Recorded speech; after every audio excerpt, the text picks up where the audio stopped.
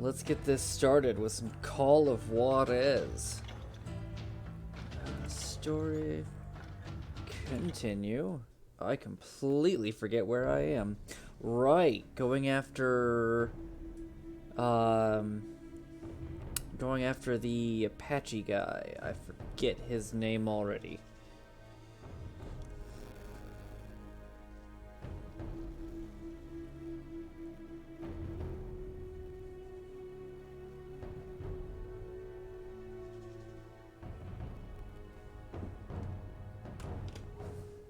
A bounty was put on Grey Wolf's head, and that's how I came to hunt him in the mountains. Mountains so high they tickled the nether regions of heaven.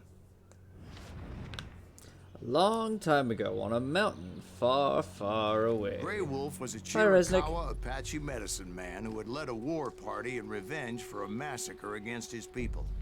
The U.S. Army had attacked his tribe during his daughter's sacred sunrise ceremony, and the slaughter was unspeakable. I understood his anger, as there's nothing more traumatic than seeing those you love die in a cruel and painful death. Well, Resnick, let's, Okay, well, it's good that he gave you another chance to present it to him.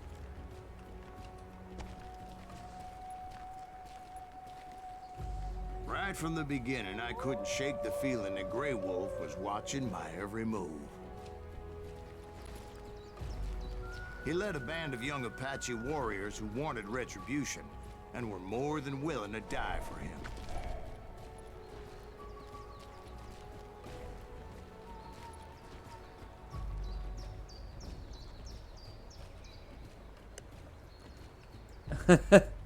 So, was the actual reason just that you weren't prepared then, Resnick?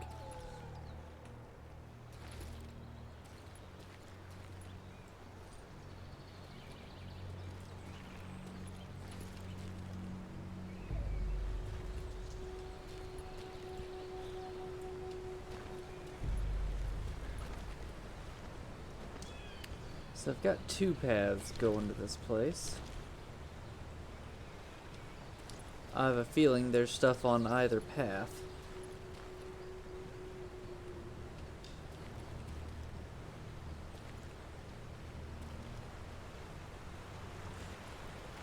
Well, good luck, man. That's all I got for you.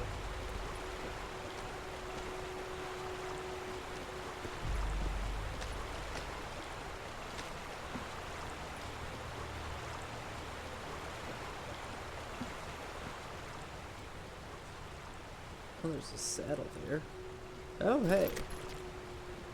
We have a Ranger and a sawed-off shotgun in there, plus a regular shotgun. Somebody was ready for some shit and never got their weapons.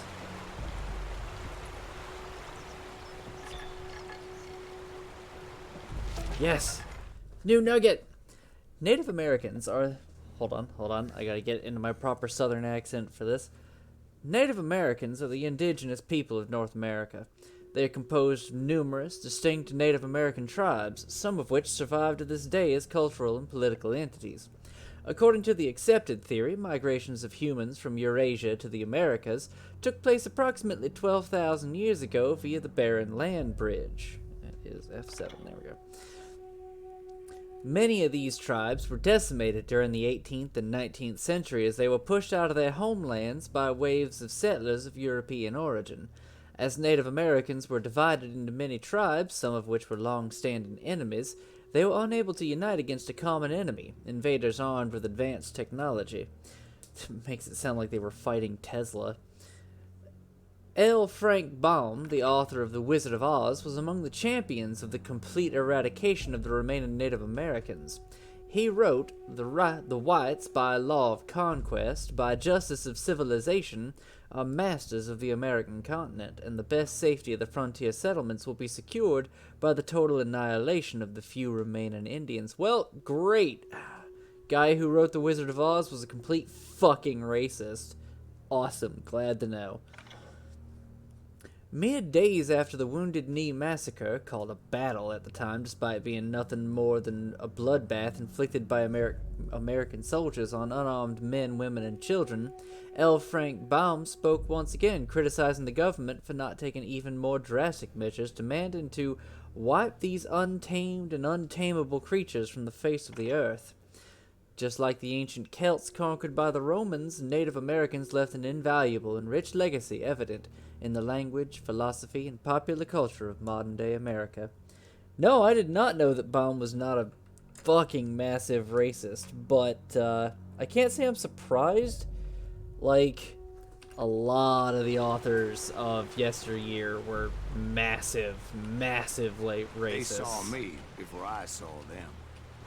And it crossed my mind that maybe this wasn't such a good idea. But now that the shooting has started, there was no backing down. I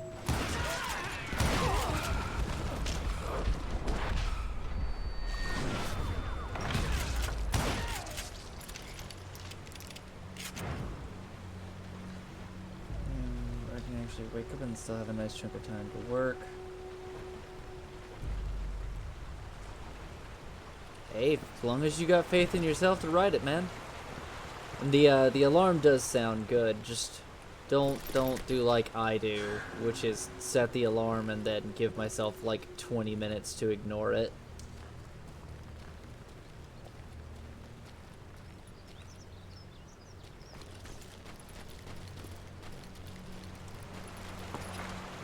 Okay, so there were two paths. I was really expecting that bridge to fall.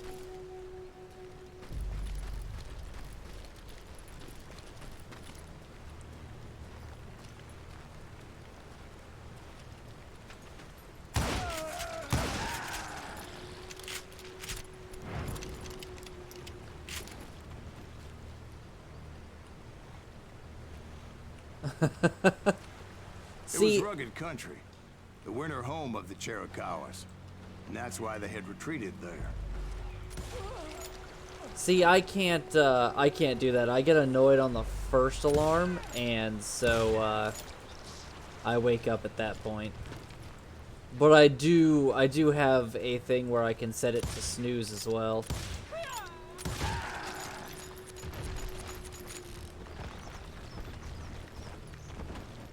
You okay there, dude? Your body was freaking the fuck out. I admit to having some regrets about going after them the way I did. But then again, I got a lot of those.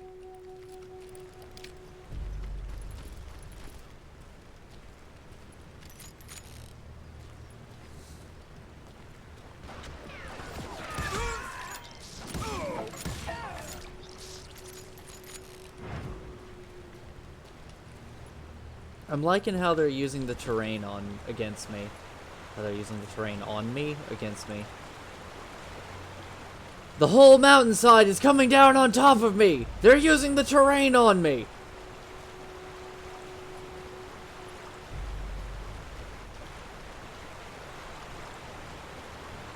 I see.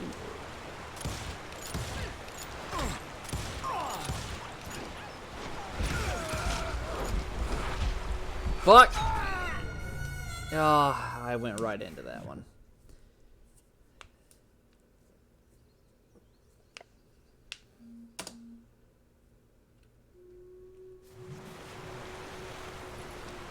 Just switch to my trusty rifle. I'm better with this thing, and I don't fuck up with it as much.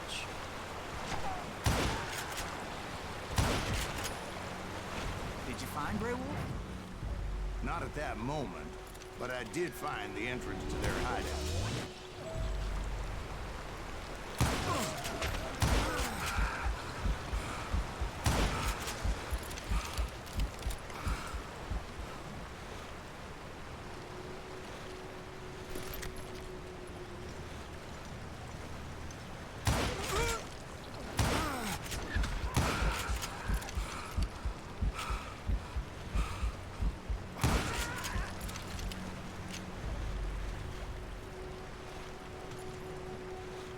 Deep crevice that led to a deeper cave.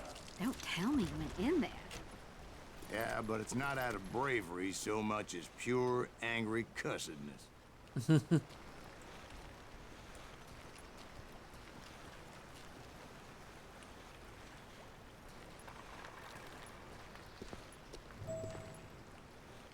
Search the caves for gray wolf. Wow, that goes down a long way. All right then.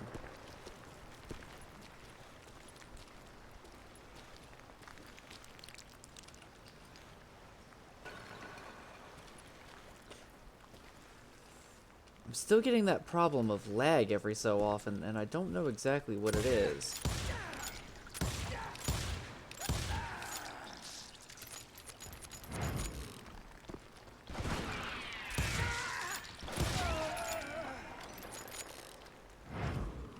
Hold on a sec. Every so often, like every couple seconds, this decides to lag. I'm gonna turn some of this down just a bit.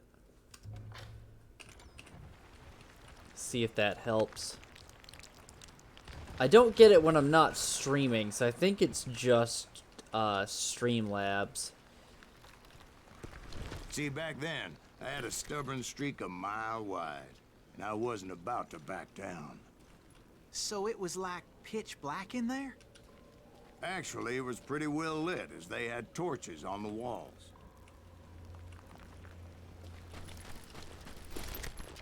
So, is there a nugget around here? Is that why I could, Oh, that's the little cave part I was standing on a little while ago. Yeah, I was over there just a second ago.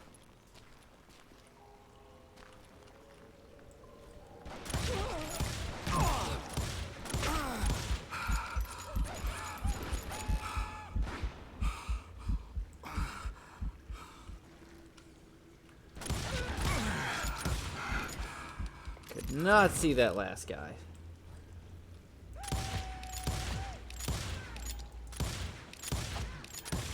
Die! Jesus! Fucking hell. I shot you 5 times, dude.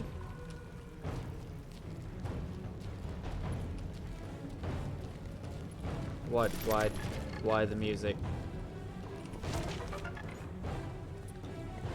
As it happens, history does not know any great Indian leaders bearing the name Grey Wolf. There was one chief with that name, but he was also an officer in the United States Army. George Crook made his name serving during the Civil War and the Indian Wars. He fought against the... I have no fucking clue how to pronounce that first one. Hi, son. He fought against the Paiute, the Sioux, and the Apaches led by Geronimo. The latter, as a token of respect for Crook, nicknamed him Nanton Lupin, which means Grey Wolf. Crook was outraged at the imprisonment of the Chiricahua Apaches who served the American Army faithfully, only to be incarcerated alongside Geronimo's rebels. Crook made numerous appeals to Washington, but as was expected from the U.S. government at the time, they had no effect. There is no schedule, Hassan. You already asked this before and tried to find out. Actually, no, sorry. You tried to do that with Discord. There is no schedule.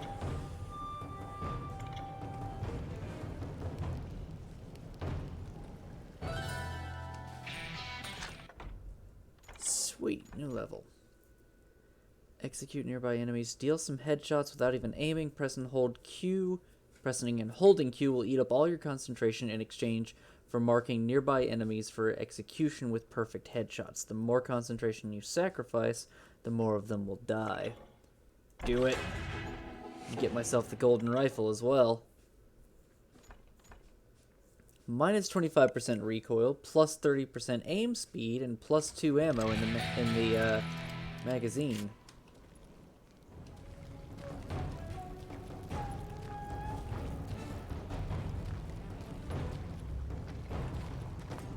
How big was his cave? Big as hell, Ben. Chiricahua had hid out there during the Indian Wars.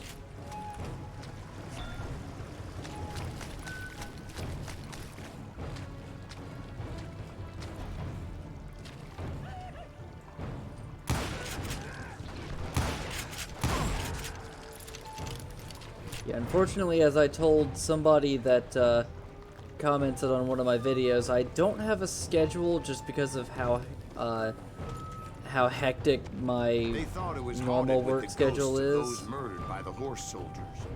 The cave was haunted with dead Indian ghosts? But Yeah, I don't have enough time to set up a proper schedule, not one that I could actually reasonably stick with. Fuck! To be honest, I was more concerned with the live ones than the dead ones. Well, I missed that one.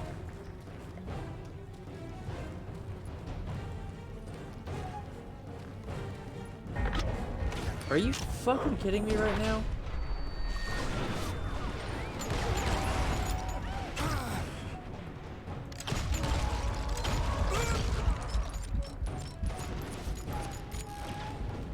Yes, we will be playing Minecraft today.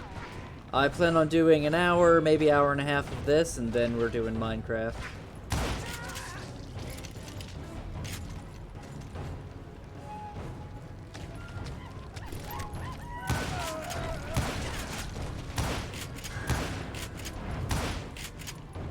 Come on, fucker, die. There we go.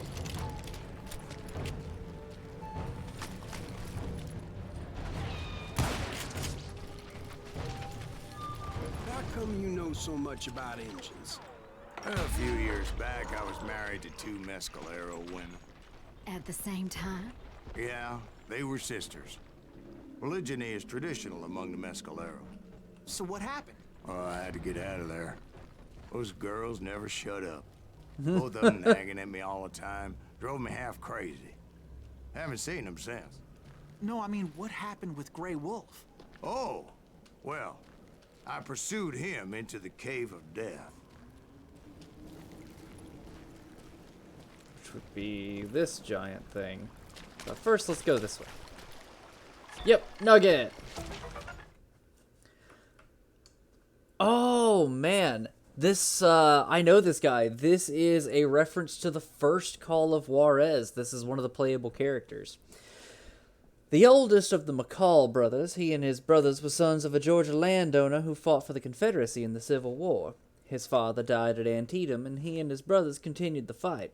During the battle for Atlanta, he was demoted for insubordination.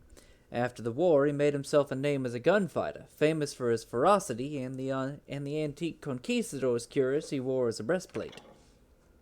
He killed many men to make that reputation and is well known for his feud with the infamous Juan Juarez Mendoza. Mendoza had an alcazar outside of Juarez, Mexico, and ran an army of bandits that terrorized the border for years. After years of working as a hired gun, drifting from town to town, Ray McCall found his calling and became a pastor, leaving his violent life behind. However, his destiny was not to be one of peace, as he picked up his pistols again late in life to hunt down his nephew, suspected of killing his brother and wife. He died in 1884, killed by the same Juarez Mendoza with whom he'd crossed paths with years before. His only consolation was the knowledge Mendoza would surely follow him to the gates of hell. Surprisingly, the history books are silent on the subject of this extraordinary man, the gunslinging preacher Ray McCall. Surprisingly, the history books are silent on the subject of this man that only exists in a video game.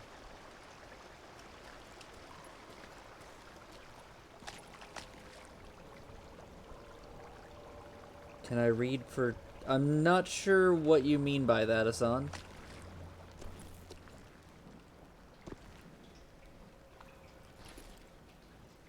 Oh, hey, there's ammo right down there. I came upon this flooded grotto, and that's when I saw him. He came to me unarmed and unafraid. His voice echoed in the shadows, and I sensed he meant me no harm. You carry great darkness in your heart, and if you do not release it, it will claim your soul. The sound of his voice put some kind of ancient Indian spell on me. Hi? As his story unfolded in my mind. You will come to this place again and kill many more men, and the darkness will grow until it consumes everything that you are. The soul would have no rainbow if the eye had no tears.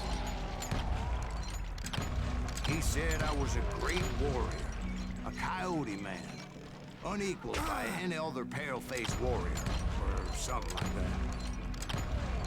The snakes will bite shadows of your past until a venom poisons your heart, and an echo of the song of the dead summons the spirits deep from within the mountains. This is a kind of cool scene, What he not was gonna saying, lie. but there was definitely snakes. And indeed, his warriors surrounded me and attacked me like hungry wolverines. They couldn't stop me though, and Grey Wolf wasn't in the mood for idle talk.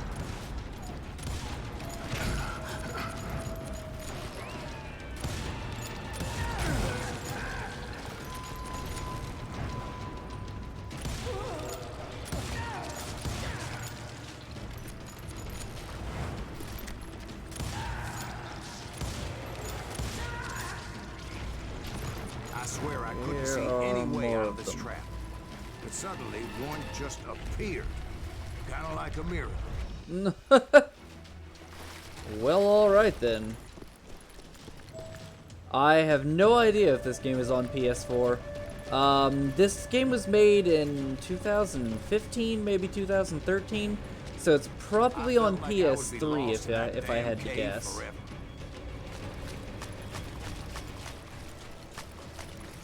Holy Finally, crap. I Okay, found there we go. myself back outside, perched on the edge of a precipice, overlooking God a thundering fucking damn it. whitewater river. To get where I was going required several leaps of faith, but no way in hell I was turning back.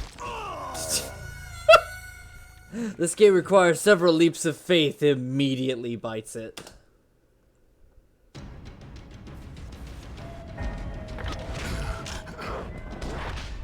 Fucking hell, I keep fucking up those quick time events.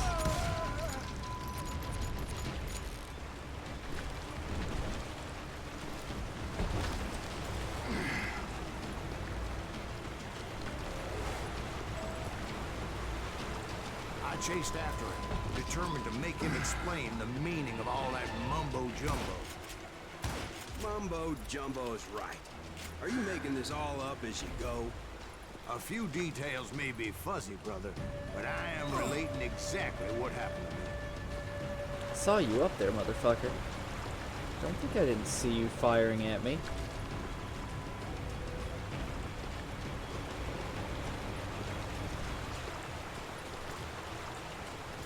There were dozens of Apache warriors aiming at me from on high. Dozens. Well, maybe not dozens, but there was a lot of them. At least 3 or 4. Well, more than that, little lady.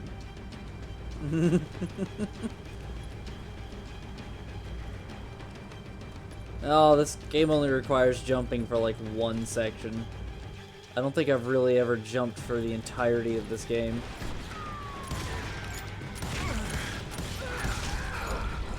Crap!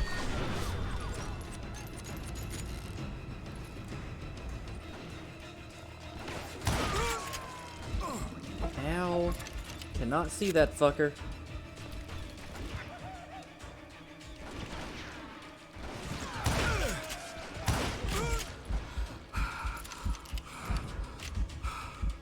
Oh, that's true. I do jump a lot when trying to get to the nuggets. That's fair. There he is. I had a steep climb up creek ahead of me and scrambled up those rocks like a mountain goat. I was determined to locate Grey Wolf and find out exactly what the hell he was trying to tell me.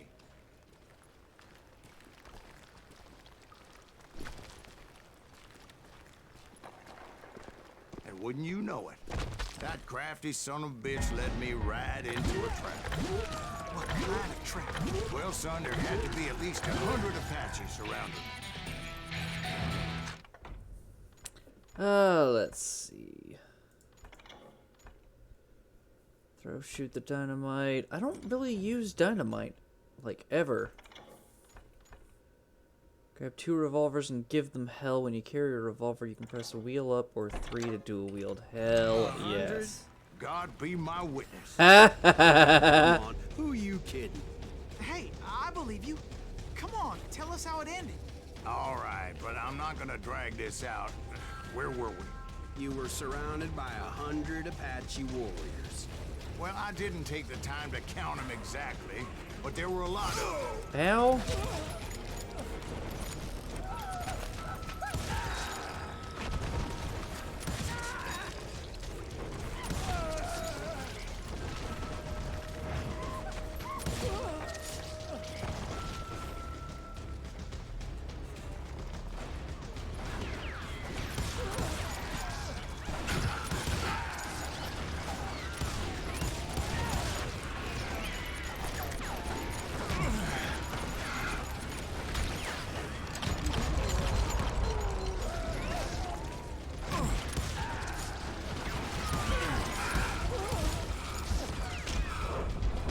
Shit.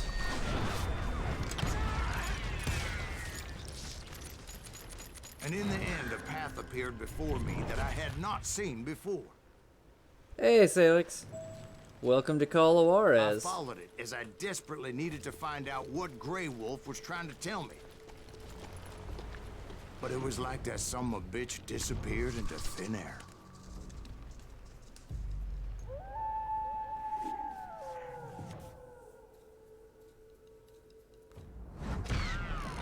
Never did find him. And never did collect my goddamn bounty. And once again, I missed one of the nuggets of truth because fuck if I know where these things are half the time.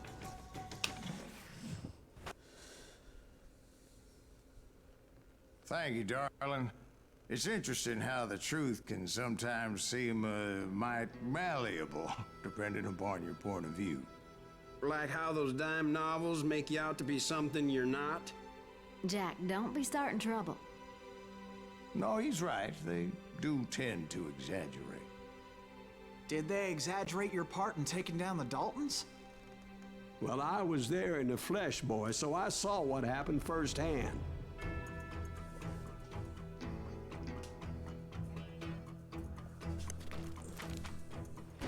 Those Daltons were lawmen once, before they all went bad, robbing banks and trains clear across the territory. Until Coffeeville, of course. I was one of the citizens who took up arms that day. Fighting on the side of the riot? I did my best, sir. We all did. Are we gonna play Ben now? Urging him not to wallow in the poison of bitterness and hate.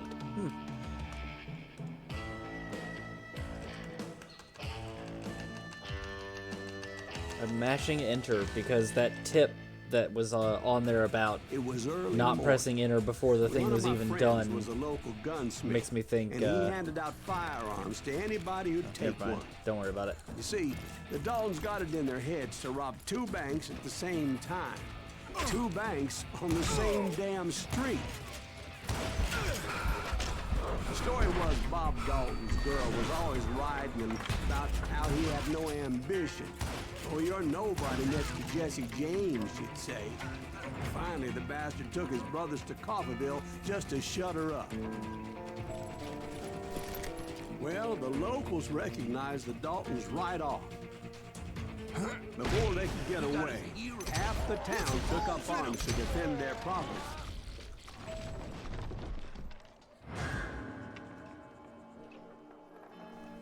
I'm back. Sorry about that.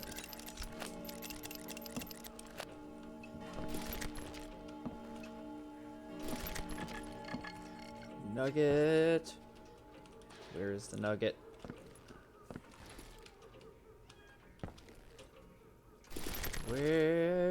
Where is that nugget? It might be on the other side of the wall. It only shows up when I go over this way. It's not up above me. It's not in any of those. I can't open any of those. Yeah, it's got to be elsewhere.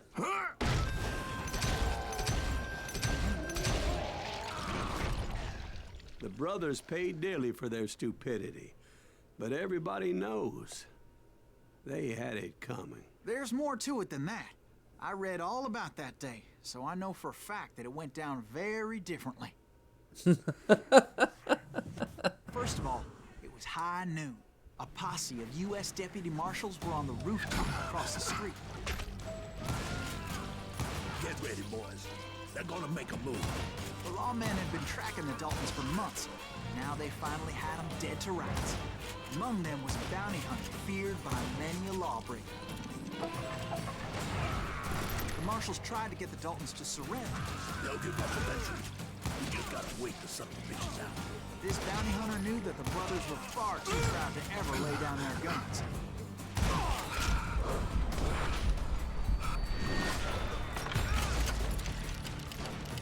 So he went in there alone to confront those criminals. I love how this game One of the just marshals changes shouted, everything. "Where are you going? Are you crazy?" Hey, where do you think you're going, dumbass? That rifle's mine. But he paid him no mind. He saw a way to get around to the back of the bank.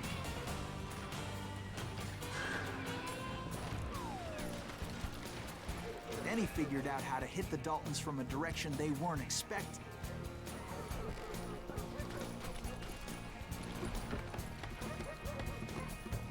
From above. Fortunately, a water tower was right there. With easy to climb ladders He was everywhere. climbing up a steep ladder, laughing at danger as he did. It was brave men like him who risked their lives to tame this wild country.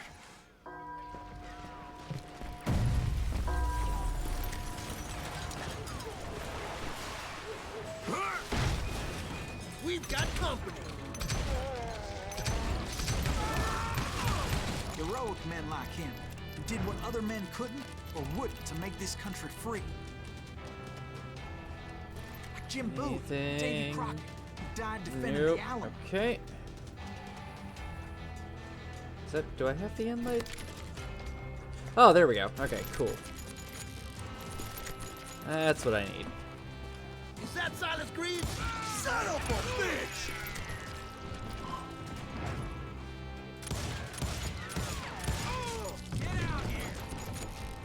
Get out where?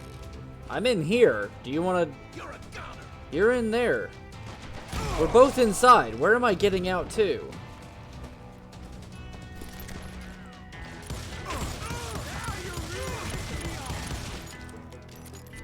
Why the fuck? There we go. I love the way they just like jerk from side to side when they're firing like that. There is a nugget in this room. Yep, there it is. On October 5th, 1892, the Dalton gang appeared in their hometown of Coffeyville, Kansas. Their plan was to rob two banks at the same time. Their targets were C.M. Condon and Company's Bank and First National Bank, located across the street from one another. Brothers Bob, Grat, and Emmett and their compadres, Dick Broadwell and Bill Power, split into two groups. Wearing false beards, they showed up at both banks when they opened, planning to pull off a quick double heist. One of the groups robbed their bank without incident, but the other was outfoxed by a brave bank employee who convinced the bandits that the safe was protected with a time lock, which wouldn't open for another 10 minutes. They waited for it to open, and in that time the entire town rallied against them. The citizens of Coffeyville recognized the brothers in spite of their less than clever disguises, and had no intention of letting them escape with the money. A bloody gunfight broke out in the streets of Coffeyville, and the entire gang was killed except for the youngest Dalton, Emmett, who was shot 23 times. Jesus fucking Christ, that takes a lot to survive that. He was sentenced to life in prison, but was released after 14 years. He would often say it was a U.S. Marshal, Heck Thomas, who pushed the Daltons into attempting that crazy plan by tracking them so relentlessly. The Coffeyville robbery was supposed to be the gang's ticket out of a life of crime. Instead, it was a ticket to the cemetery for most of them.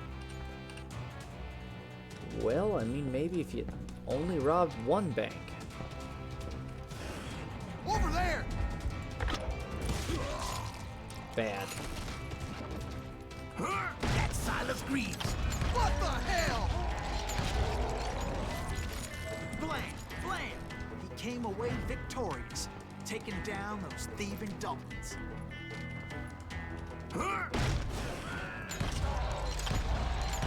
It's only supposed to be like 5 guys here. Why are there like dozens of them? Silas Greaves. And when the dust finally settled, he was the last man standing.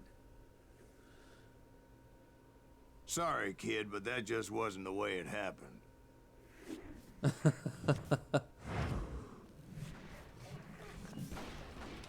It was early evening, not high noon. That's it for you. The Daltons blew up a safe, and were all set to hightail it out of there. I was late to the party, and Coffeyville was already up in arms. Those pathetic deputies surrounding the bank were dropping like flies.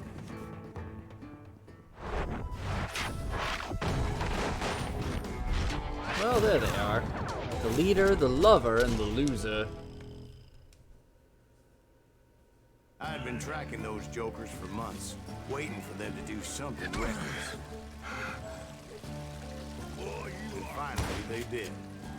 Those stupid bastards decided to rob 2 banks at the same time in the same town where everybody knew them. But they still had friends in Coffeyville. Ain't bothered me none. Nobody left in there. Oh, hey. All right then.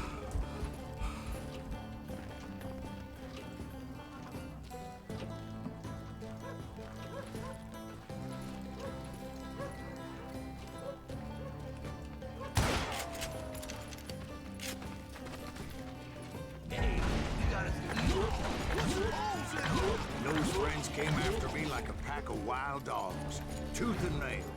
They were coming at me from all directions. I caught sight of the Daltons running with the money and didn't want to lose them. Problem was, they knew the town better than I did. And to top it off, I found myself in the middle of another shootout entirely. Did the Daltons hole up in somebody's house? No, it was the Smiths, I believe. They were cousins of the Daltons. And they were shooting at the Browns, who were shooting at the Daltons. Which wasn't any surprise, because those 2 families have been feuding forever. And since the Joneses are related to the Browns, they shot at the Smiths. Pissing off the Heimhoffers, whose daughter recently married a Smith. Well, bullets were flying every which way as all the old feuds in Kansas caught fire all at once. There was a hell of a lot of pissed off. I just got a bit of people in activity, but I Coffeyville don't today. see But what it that's is. just the Give way me a life moment is and I will check sometimes, that man. out. Shit happens.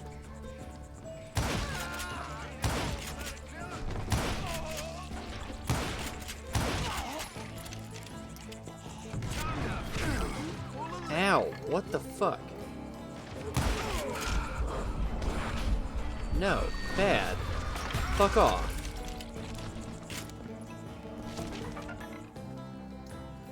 The Daltons. Related to the famous Youngers, the Dalton brothers, Grattan, Bob, and Emmett, gave up their jobs as lawmen in the 1890s to form the so-called Dalton Gang. The sole purpose of their enterprise was to rob trains and banks and make a hell of a lot of money, a hell of a lot more than they ever did as peace officers. Okay, thank you, Hassan. They also coveted a bit of the notoriety their more famous cousins enjoyed as members of the James Gang. One such robbery ended with the arrest of Grat, who then managed to astonish the marshals who had him in custody by escaping from a moving train. Grat stole a key to his chains from a napping guard, then jumped through the window right into a river while the train was passing over a bridge. The Daltons weren't always so lucky.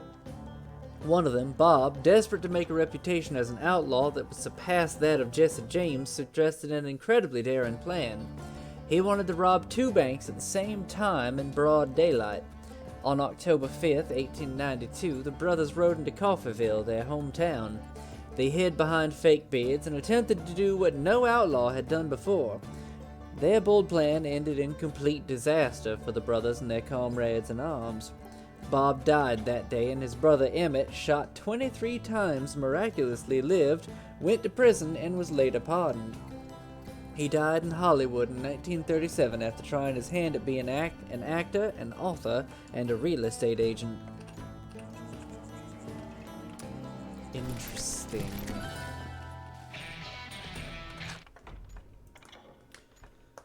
Longer combos. Revolver ammo capacity increased. Yeah, sure. I actually don't tend to use the revolver, but whatever. Boy, this house looks exactly like the one that I hold up in with, what's his face? I already forget his name. Billy the Kid.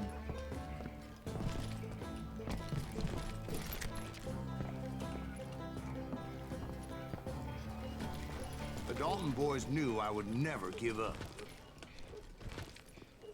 Those Daltons weren't the sharpest knives in the drawer, but they always stood together. Woo! They set a trap to slow me down and allow at least 2 of them to escape. The 3rd brother stayed behind to Hi plan there, me, wow. just in case that trap of theirs didn't work. Holy crap.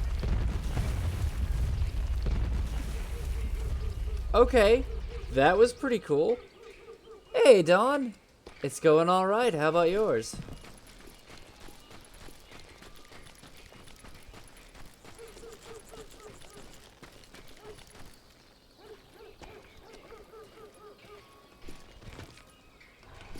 It was Emmett, the youngest, and he decided to stand his ground and face me down. I ain't afraid of you, Silas Reeves. This is where it ends for you. He was determined to protect his brothers. And I understood how it felt. Woo! Taking me on all by his lonesome wasn't exactly a recipe for a long life. Oh, shit. What the fuck? Holy crap, that dude just fucked me up. I mean, he's got a shotgun and he's not running. But still. Send you to the bone orchard. Send me where?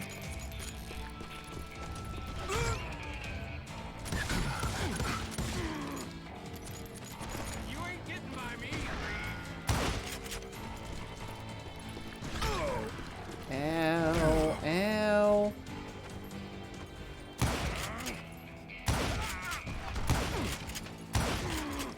You messed with the wrong damn Dalton.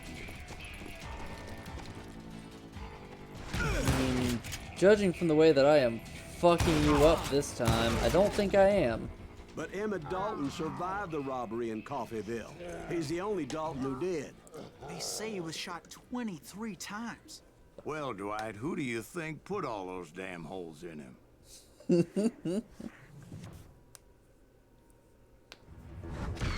But I have to admit, that boy had grit.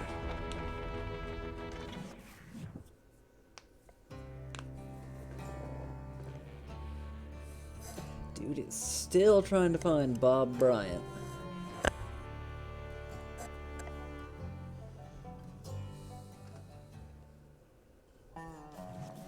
Will you get those suckers? It took me a couple of days to track the Daltons down.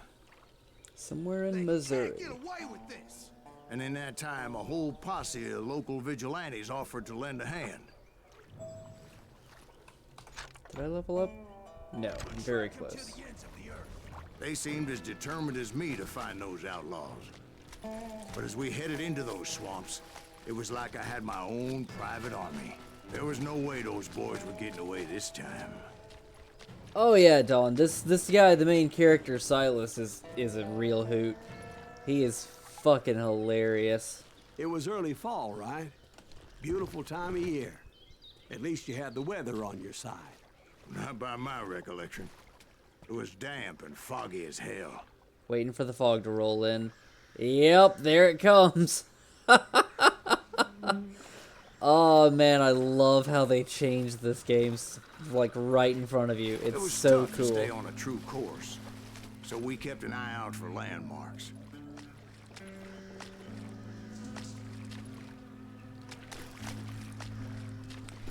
You gonna make me Metro 2033 this? It was autumn. The maple trees were in full color, Shit. red as blood. Okay then. Awesome. That was weird. The rains that year were torrential, so the whole area was flooded. The vigilantes had spread out wide, and pretty soon I couldn't see anybody.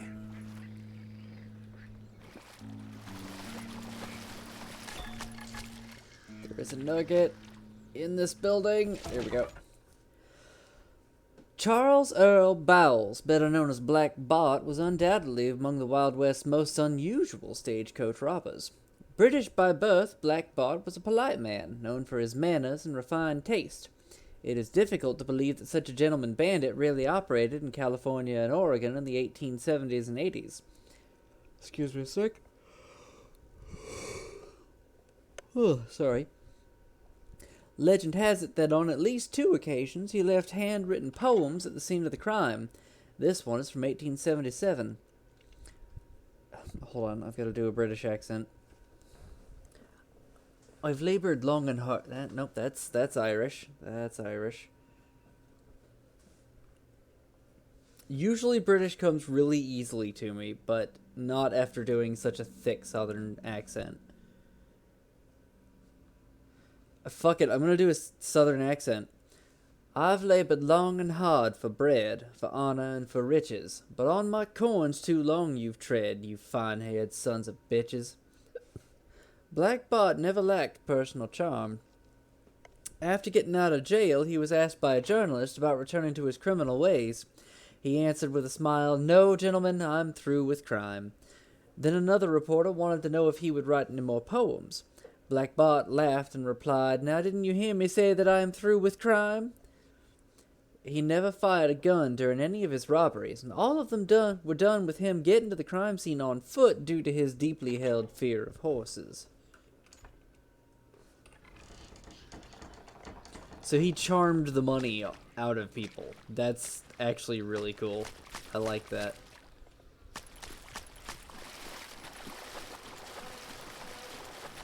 Bury 'em in the swamp.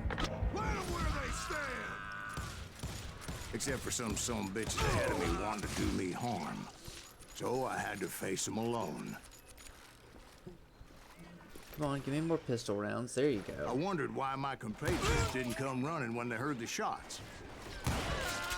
Probably because they're already all dead. Probably sunk into the swamps.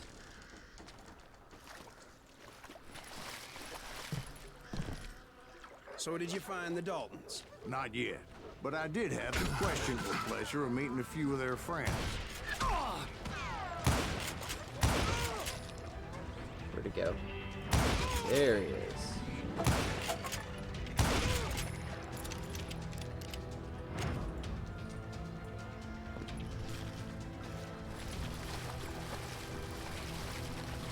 Well, it's back over this way. Just a house, okay. The boys had established quite a reputation by that time, so they attracted all manner of riffraff to their cause.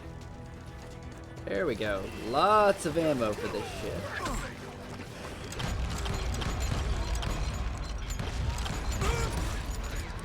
Oh, there's a shotgunner up there, huh? Oh, they're introducing new shit to me. Okay.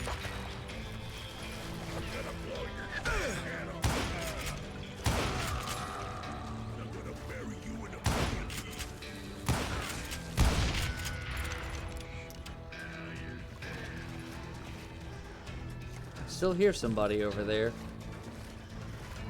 Point being, I was under serious attack, and my reinforcements was nowhere to be seen.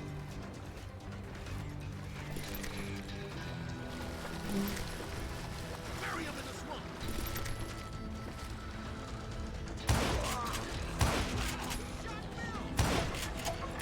You just hear them call out some guy's name. That was too damn close. God damn you, Green!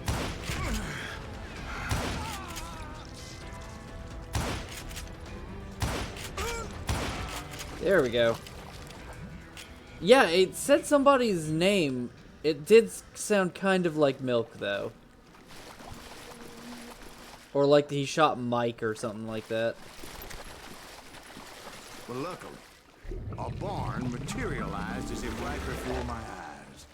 I scrambled up top to get a better view. I will never get over how much he is embellishing these stories to the point that they are just fucking shoving things in front of me at this point. But just ended up falling inside. So, how did you get out? The barn doors was open. About right then, I saw some suspicious characters running through the bushes. Of course, I followed them.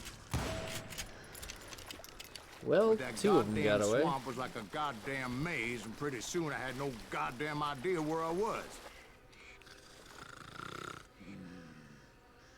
Steve? So I just started walking, and pretty soon... Steve? Steve? Huh? No, I'm listening. Indians surrounded me from all sides.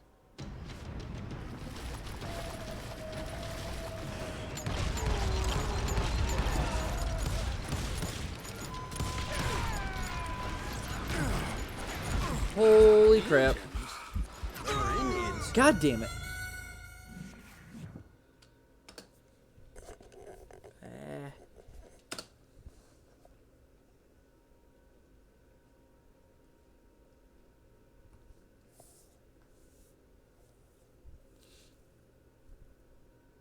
Game.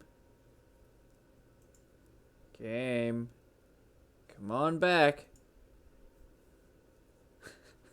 Did I glitch it out by dying when it was trying to transition?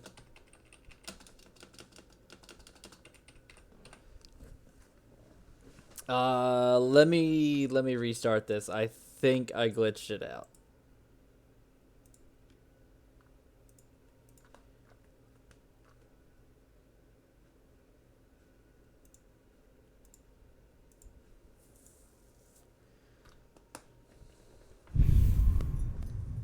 Okay, we'll see where that picks back up. If it picks back up at the beginning of that mission, then I am probably going to switch over to something else.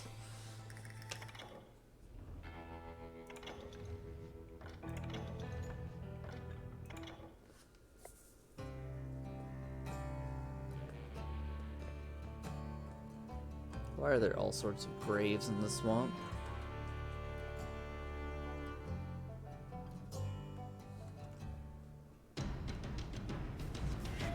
Hey, there we go.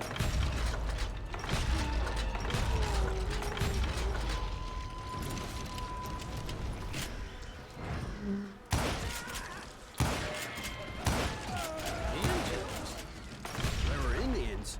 No. I just wanted to make sure Steve was paying attention. Now, where was I? You were following the Daltons through a swamp? That's right. See, Steve? Dwight's paying attention. No, I'm listening. I was just resting my eyes. So, where was I? The Daltons. Right.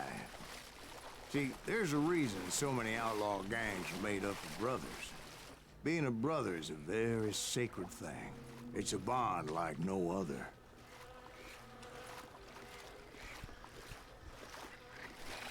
Where the fuck? Oh, there we are. Okay.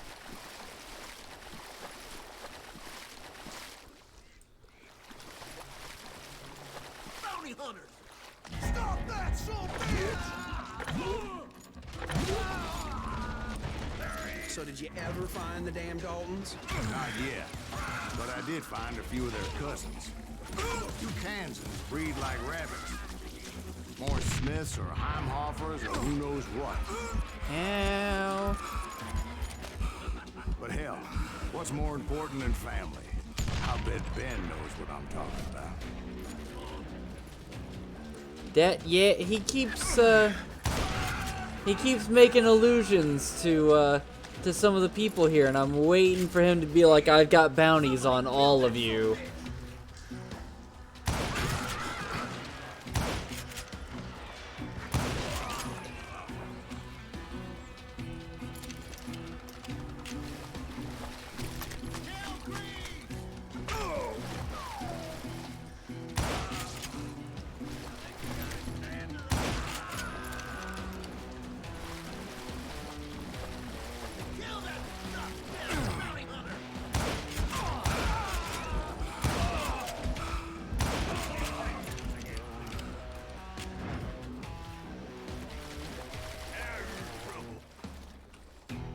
Oh shit, that's a shield.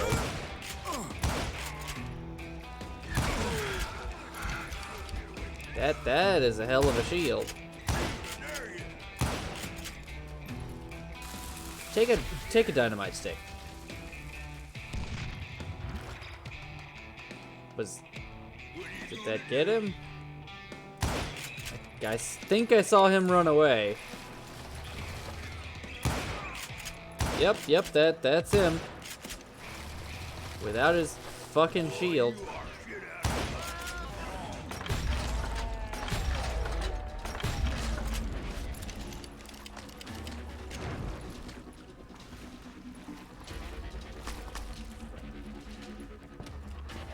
Nah.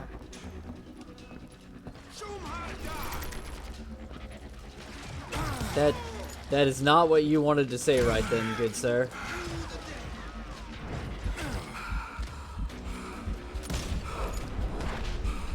Oh shit, hi. That's a sniper.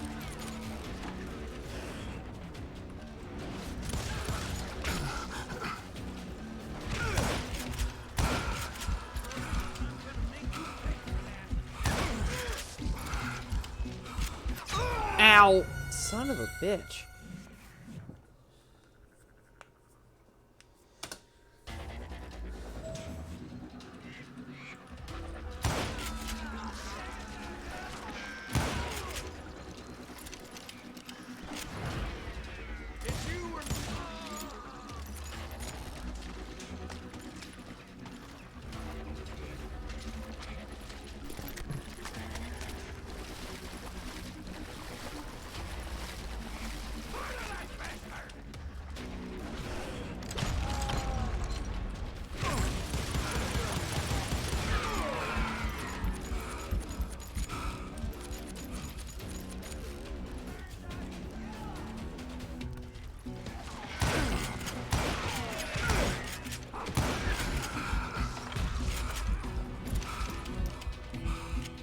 Oh, man.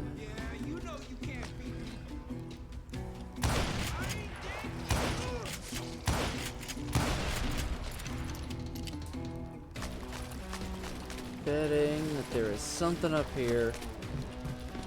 I wonder if these are just swamp flies or if these are mosquitoes. Probably just swamp flies.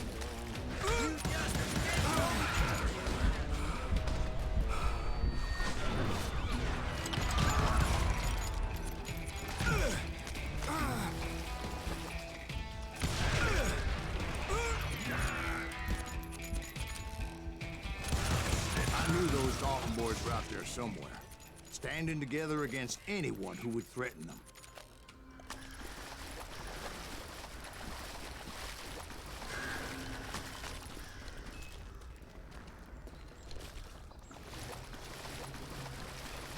Any day, Dalton brothers. And that's when I saw it. A goddamn steamboat. A steamboat in a swamp? Yeah, Steve, but this wasn't much more than a wreck, really. But how'd a damn steamboat end up in the swamps? Guess it floated off during the flood of '89. Now, was it a stern wheeler or a side wheeler? What? Does that really make a difference, Steve? It was a steamboat with a goddamn army on board. How It the was in fuck? that a fusillade of bullets come raining down from our house, and those vigilantes who accompanied me weren't anywhere to be found.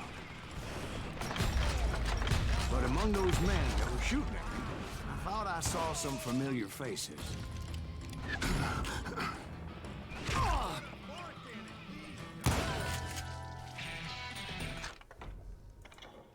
Let's see. Reload while sprinting. Hey, that's not bad. Fast revolver reload. That would also be fantastic.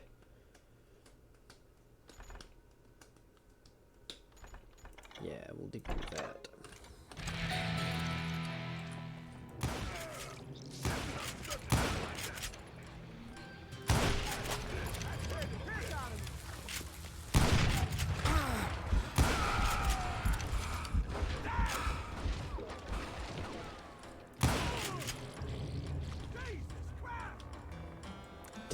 Did that guy just shit himself after I shot him? Or is that the sound of, like, the blood spurting?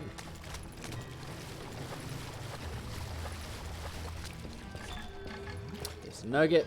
There's a nugget. There it is. Old West steamboats. While the founding fathers of the United States were writing the Declaration of Independence in 1776, over in France the first successful steamboat was completed. In the United States, the first steam-powered boat was built by John Fitch in 1787. By the first half of the 19th century, American rivers were teeming with steamboats. It was a blessing for the economy. River transport was much faster and cheaper than any kind of land transportation. Numerous ports and shipyards appeared. The ships themselves needed maintenance and dock workers, and all that meant new jobs. Of course, early steamboats were far from perfect. Many sunk for any number of reasons. Boiler explosions and fires were common causes of accidents. Between 1811 and 1899, 567 steamboats were lost in the United States. Despite that, people were eager to use this new means of transportation. There were even the enormous Palace steamers built to ferry passengers and cargo across the North American Great Lakes in the mid-19th century.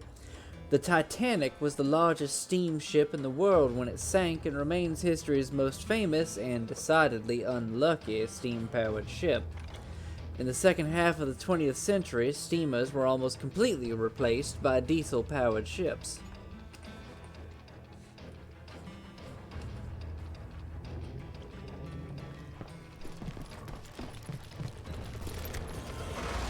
Somewhere up there, the Daltons were waiting on me. There's a nugget. Where is the nugget?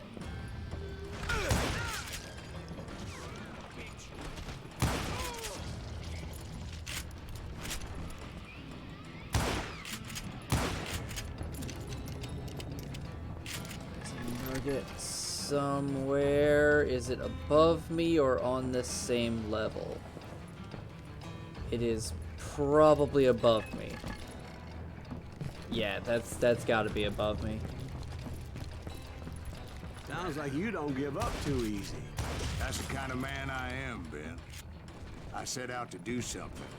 I do it. Surrender just ain't in my nature. Plus, I'm stubborn as hell.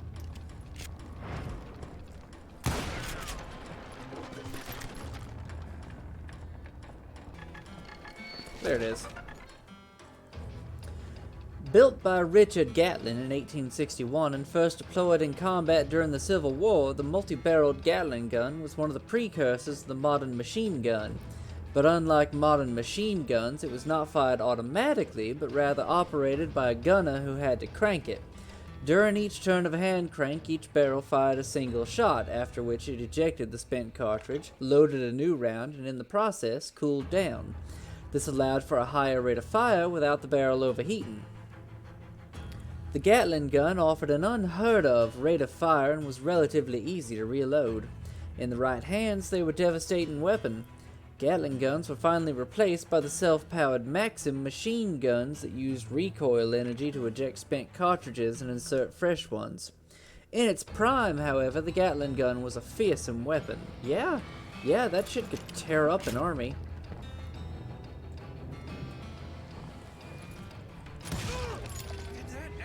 Just kill Rick. Yeah, I did just kill Rick. And you.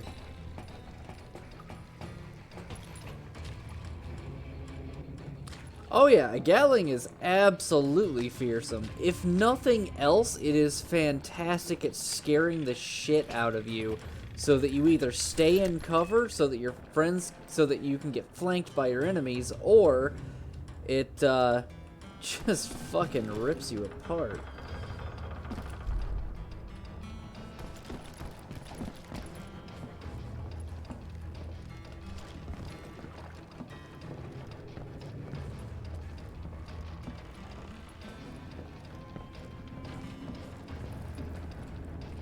Right about then, much to my relief, the vigilantes finally arrived.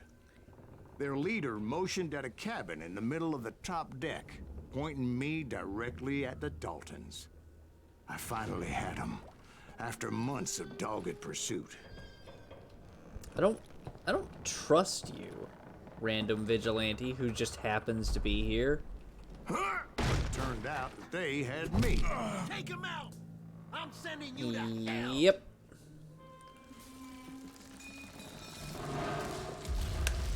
The Daltons had played me like a fiddle.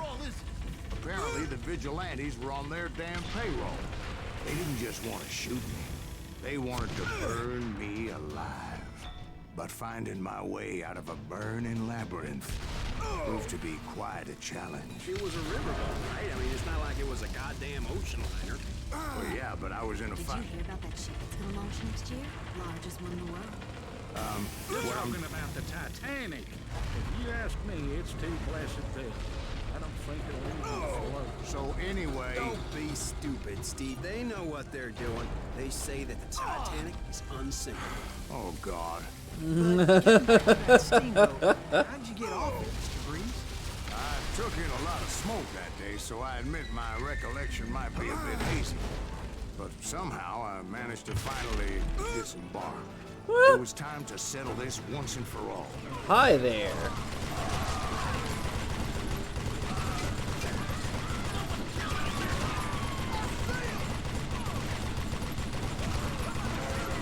Hi everybody. How are you all doing? I have been waiting to speak to you.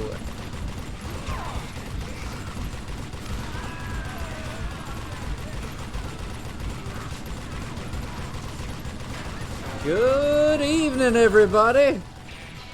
It is a pleasure to see all of you here tonight. Have I ever told any of you people that have, Me one at a time. Okay, never They were mind. in this together.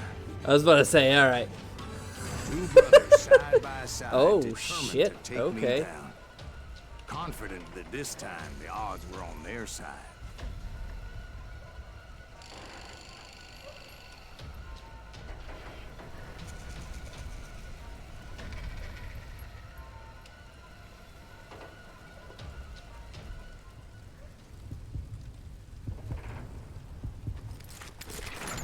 Dead.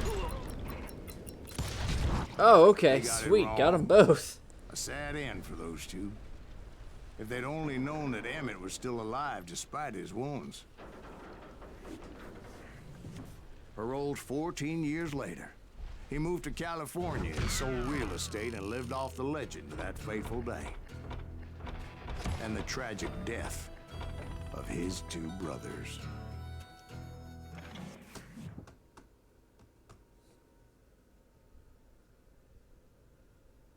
My own brothers died tragically as well, truth be told. Episode 7, The Wild Bunch. Juarez, 1868. It was 1868, and me and my older brothers were pulling a tidy profit running cattle into Juarez, Mexico.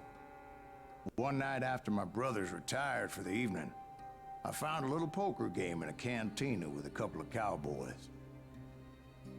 And I just couldn't lose. I even won an old Spanish coin that had to be 100 years old. Well, I was mighty pleased with myself the next morning as my brothers and I rode for Texas. But before we crossed the border, those cowboys caught up with us. It was Johnny Ringo, Roscoe Bob Bryant, and another asshole named Jim. They wanted their money back and everything else we had, including our lives, as those boys didn't want us coming for them later.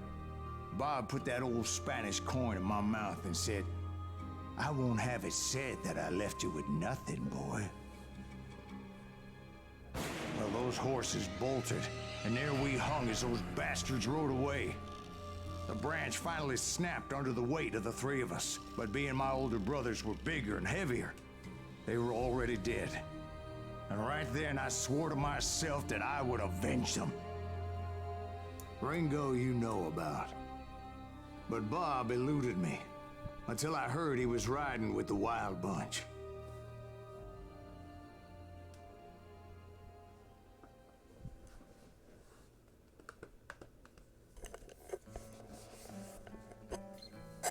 Led by Butch Cassidy and the Sundance Kid, the Wild Bunch was the West's last famous outlaw gang.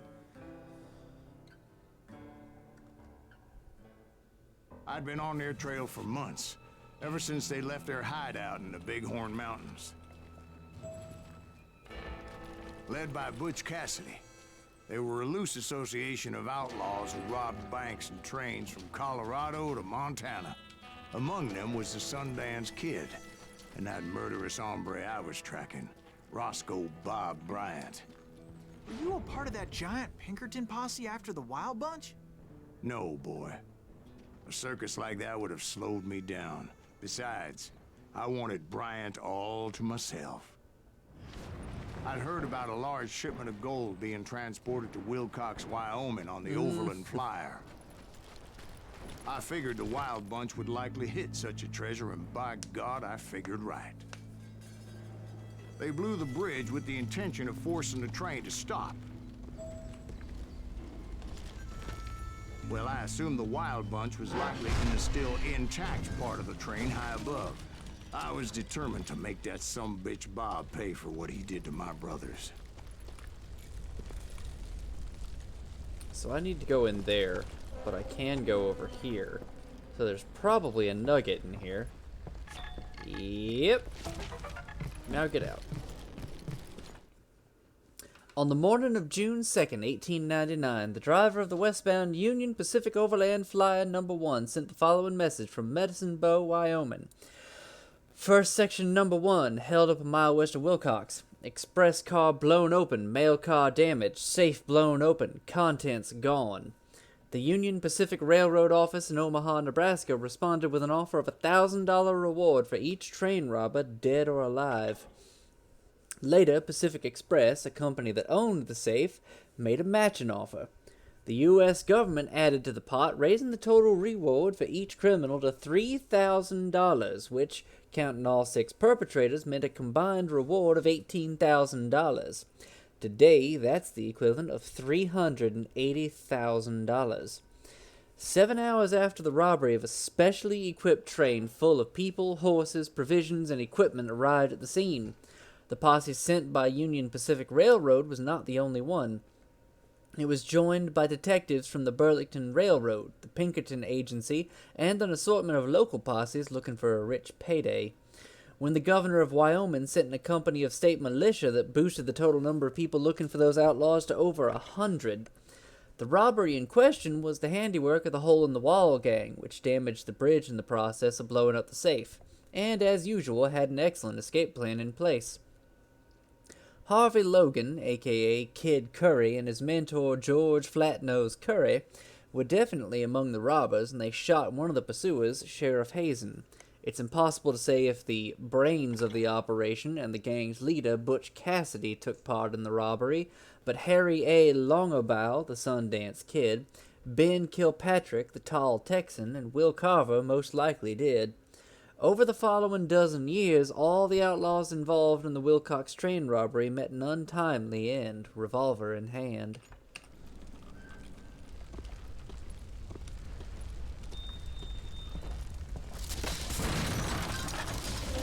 Oh, get out.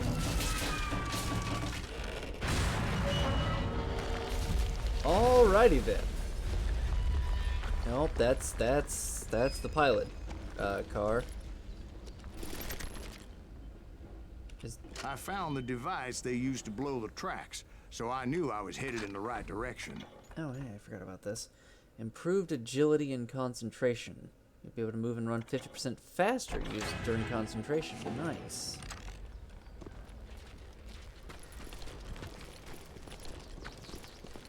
My ears are still ringing from blowing up that bridge. What'd you say? I can't hear a goddamn... Well, I made my way off unscathed and came upon a few members of the gang and had no choice but to dispatch them.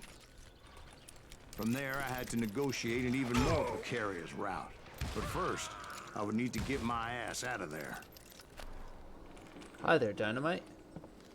Please tell me there's something in this train tunnel. Aw, straying away from the story. Damn it.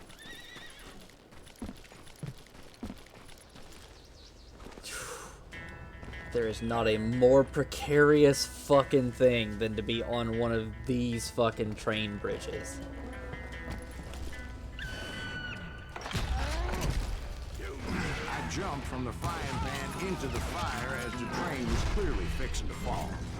I had found the gang, but in order to find old Bob, I needed to fight my way forward past a whole passel of desperados. Outside, inside, any way I could, I made my way towards my prey. Well, what about the passengers? It was mostly a freight train, as I recall. There were no passengers aboard that day.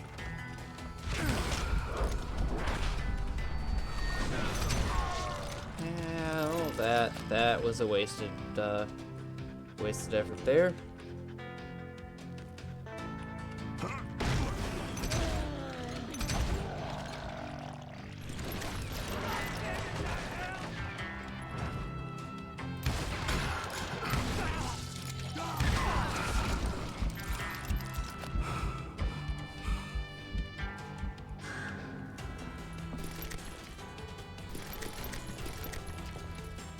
wait. Give me my inlaid 6-shooter. There we go. As I mentioned before, I am not fond of heights. But I was too busy dodging bullets to worry about falling to my death. Odds were I was likely to die that day anyway. So I was determined to take down as many of those bye, dude. bastards as I could.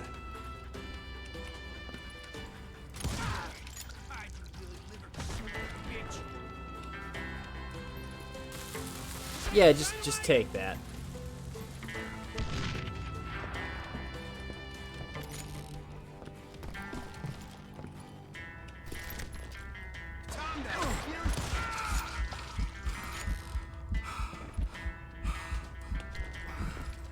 So that is the car that I need to get into. Looks like I might be going back around that way.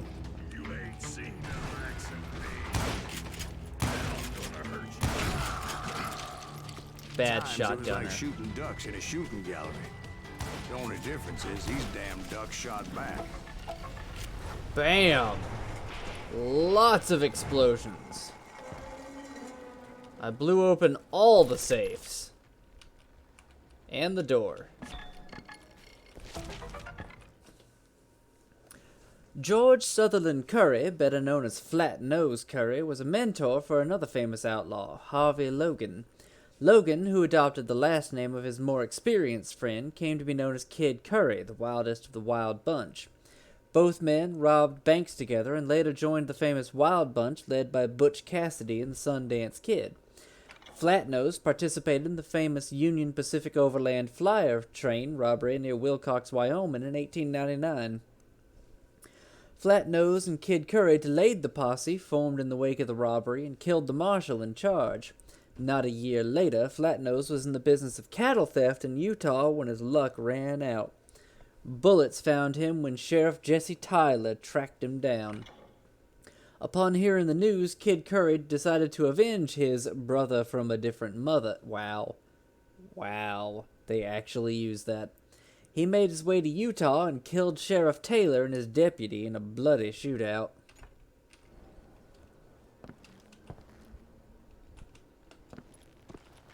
Nothing over that way? Alright, up we go. I kept hoping the law would show up and give me a hand. You mean like that giant Pinkerton posse that I read about? Did they come riding in, guns a-blazing to help?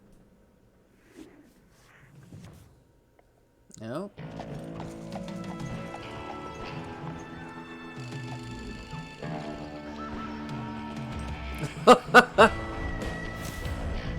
Jolie Force, T. Jeff Carr, Tim Kelleher, Elsie Lay, Kid Curry, Butch Cassidy, and the Sundance Kid. Grand Posse versus the Wild Bunch. Help? From the Pinkertons? No, son. I had to fight the Wild Bunch all by my lonesome, as usual. Who the hell is that? God damn it! No runners. Take cover! Retreat! Retreat! He's killing everybody! You ain't seen no likes of me. He'll kill us all!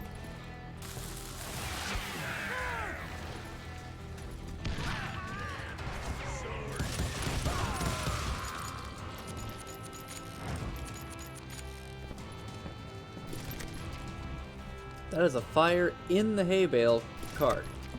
Good to know. Oh, oh, oh, a nugget! A nugget! Where is it? Is it back here? It let me down here, damn it. Where is this nugget? It might be in the car.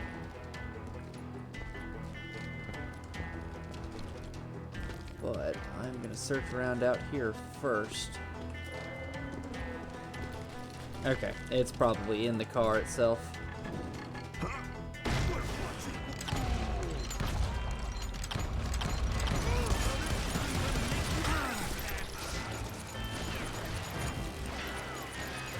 I'm loving the way this guy is moving when he tries to shoot me.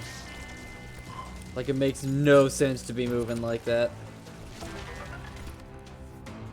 Hole in the Wall was the name of a secluded hideout in the Bighorn Mountains in northern Wyoming. It was used towards the end of the 19th century by various outlaw gangs looking to disappear. The location was ideal. It was a perfectly defensible place, nearly impossible to take by force, and equally difficult to sneak up on without alerting its inhabitants.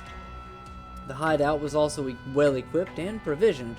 Permanent huts provided shelter during harsh winters. During the hole's golden years, there were even stables, a corral with animals, and a storehouse full of food, which everyone did their best to replenish. The best known inhabitants of the Hole in the Wall were without a doubt members of the appropriately named Hole in the Wall Gang. Led by Butch Cassidy, they were also known as the Wild Bunch. But all sorts of criminal gangs and outlaws on the lam called the Hole in the Wall home.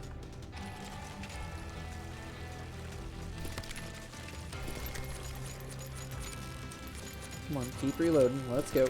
There we go.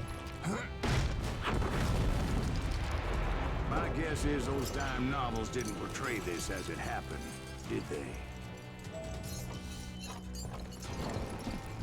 Only a few stragglers were left. I had to cut them down pronto if I was going to stay on old Bob's trail.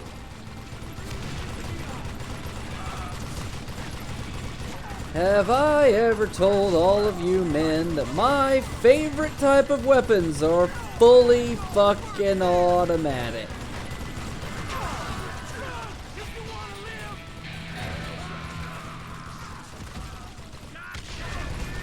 There is nothing that feels as good as pouring bullets downrange.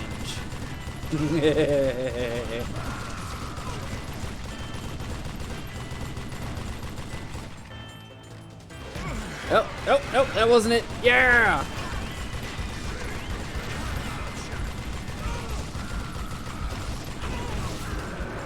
Woo! Holy shit. Once I silenced all those guns, I went searching for my nemesis, determined to finally have my justice. But the only survivor who welcomed me was George Flat-Nosed Curry. Who was he? The fastest gun in the gang. Right after Sundance, I mean. And Kid Curry, and maybe Elsie Lay. Though some folks might dispute that. Come on, stay on him. Stay on him. Don't lose that focus, damn it.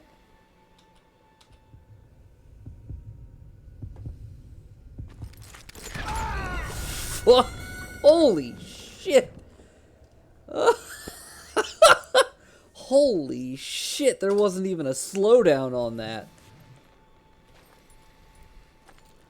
I think that's because my focus was not that high.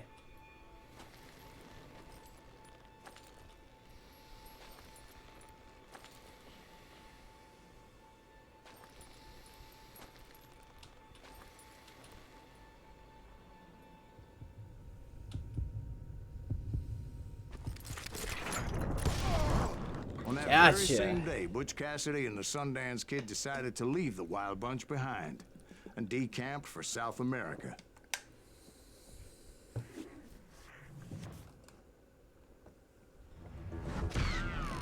They ended up living down there for many years, but I'm sure you already know all about that. Hey, I got all the nuggets of truth in that one. Silas Greaves claims that his relentless pursuit of Bob Bryant forced the leaders of the Wild Bunch to retreat to South America. I'm betting we're on like the second to last mission or something like that. Why does it keep giving me a fucking quick shooter? But it was as if he'd disappeared.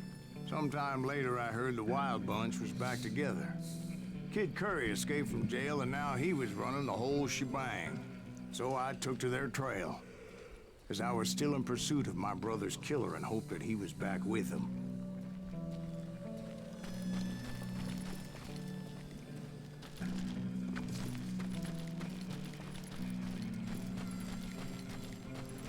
That Kid Curry's kinda crazy, ain't he? Don't let him hear you saying that. Anyways, I tracked those boys to a camp right outside Parachute, Colorado. Is there explosives in there? Yeah, there is.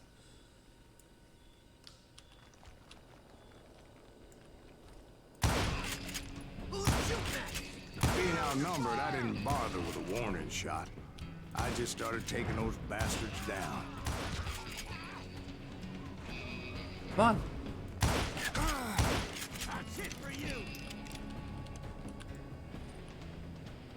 Come on out. Gotcha. Old Bob wasn't among them, and neither was Kid Curry. I could sense him close by, however, plotting something nasty. Just needed a clue as to their whereabouts. Robert Leroy Jenkins.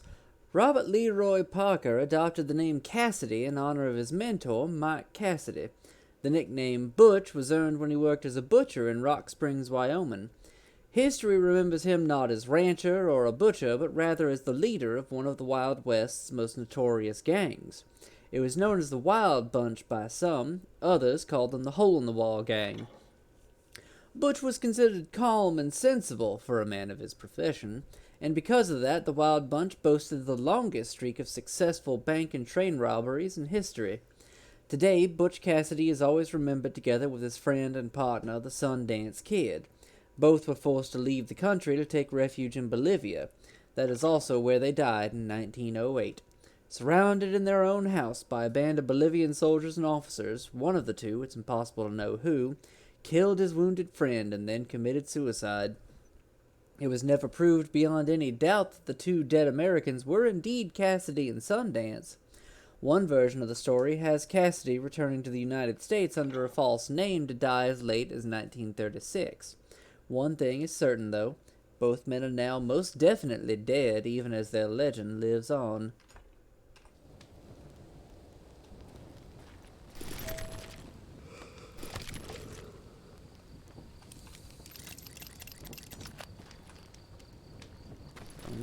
Whoa.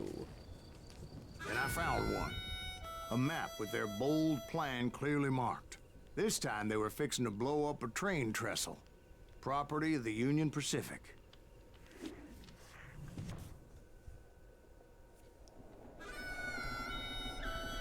The plan clearly indicated how they were fixing to undermine several of the weakest wooden supports.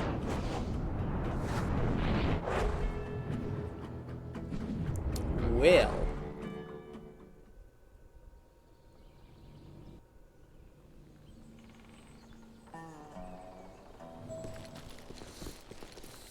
Prevent the gang from blowing up the overpass. The wildest of the Wild Bunch. It was said that he fathered 85 bastard children, though some say it was only 5.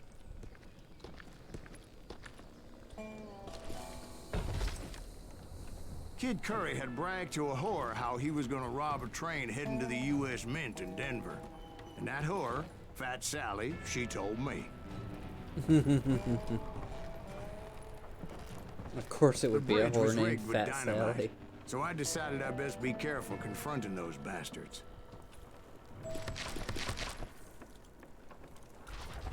A moment later, I saw a ladder that somehow had escaped my attention. Don't you blow us up now. Don't worry, I know what I'm doing. Do you? Do you, though?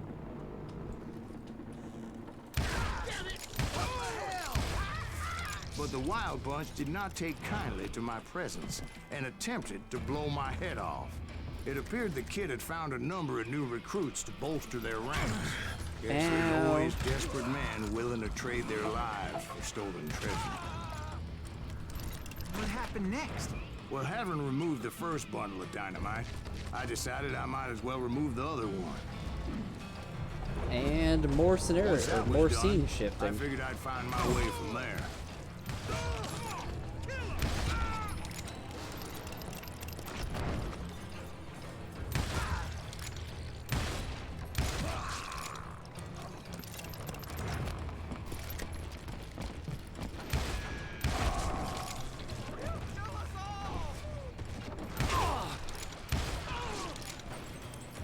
Somebody really pissed this son of a bitch off.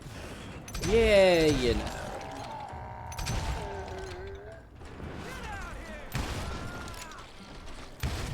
Oh, right, that guy's already dead. He just didn't fall. Now you're dead. Now I'm gonna hurt you bad. Come on, damn it, go! Ow, ow! Holy crap.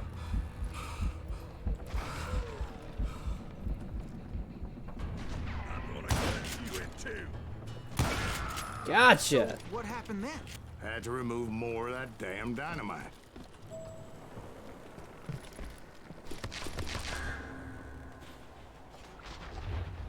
And more scenery It must have been change. terrifying trying to make your way across. I was sweating it a bit, but then I noticed a footbridge tied up on high, so I shot the rope. Wait, what? Okay.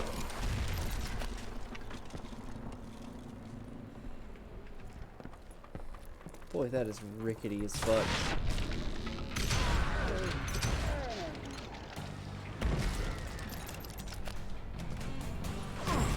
Ow. That was all the dynamite? Funny you should mention that, darling. As actually there was a fourth charge impeding my progress. Let me guess, that one is gonna explode in my face. Nope, okay. Once I removed it, my path was pretty clear.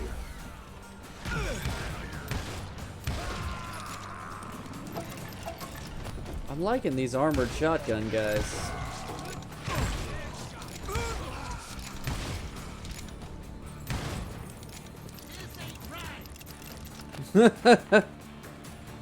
What, that I've managed to kill all of your buddies? There you go. Well, you can join them.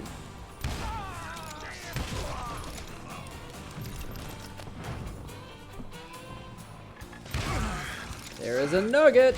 It's above me! Ow. Ow.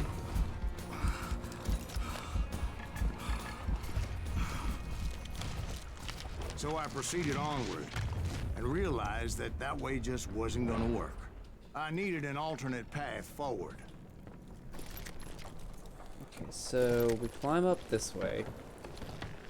And we go across there, and the nugget's right there. Okay.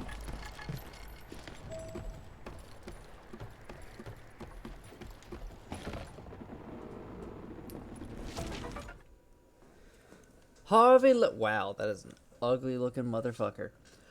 Harvey Logan, aka Kid Curry, was known as the wildest of the Wild Bunch. He earned that honor because of his cold and merciless behavior. He never hesitated before shooting anyone and would go out of his way to always have his revenge. William Pinkerton, who took charge of the Pinkerton National Detective Agency after the death of his father, wrote this about him. He has not one single redeeming feature. He is the only criminal I know of who does not have one single good point. Before joining the Wild Bunch, he used to ride with the gang of Blackjack Ketchum. Ketchum was an infamous criminal hanged in 1901 for attempted train robbery. The rope used in the hanging was too stiff and his head was literally torn from his body.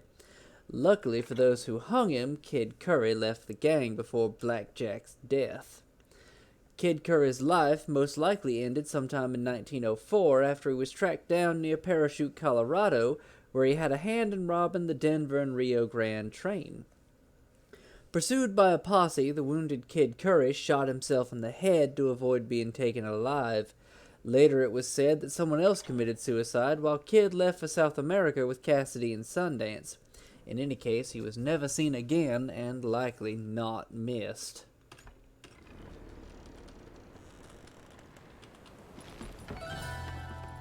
Yeah, new level up.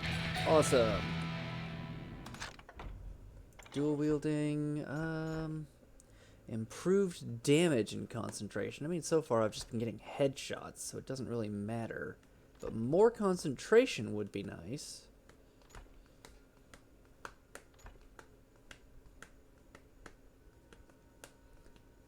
Each time you start using, not bad. Okay, let's go for that, that guns blazing gunslinger so I can actually get a faster reload. That was the way I came down. I need to go that way. Oh shit, I still have another skill point. Okay. Yeah, fast revolver reload. Nice. Get up there. Luckily, I found a cave, and as I made my way back to the bridge, I saw something that concerned me. What? It was a long burning fuse, and it was moving fast as hell. I had to catch it. Boy, you ain't about to catch that shit. The burning fuse was so damn quick, I had to run like the wind. I almost had it, but no. Thought I was gonna have a coronary when I lost sight of those sparks. My heart was pounding like a sledgehammer. I knew that failure meant boom. Then, finally, at the last moment. Whew. Of course, Awesome. I was successful, or clearly I wouldn't be talking to you folks here today. And there was a nugget back behind me as well. Just jump down there.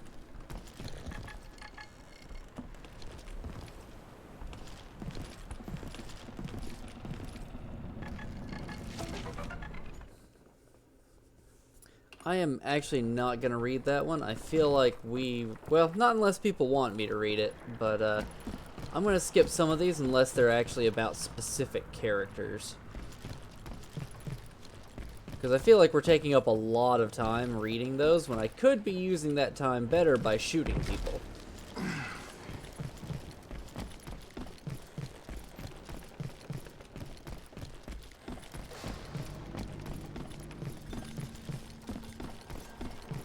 Naturally, I removed the last dynamite charge. Well, it was a touching reunion. But by this time, I was thoroughly exhausted and dragging my ass, as I was not a young man anymore. Shit. Of course, I had to Fucking tread fell carefully. Otherwise, I could, well, die. You mean like I just did then? 'Cause, that was me dying.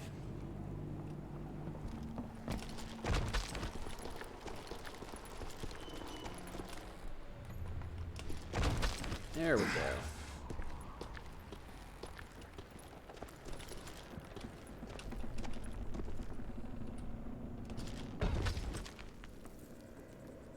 Hey, Mega.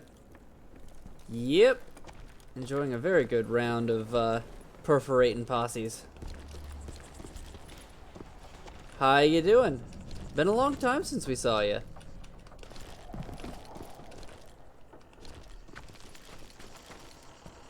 Kill that SOB! Back here,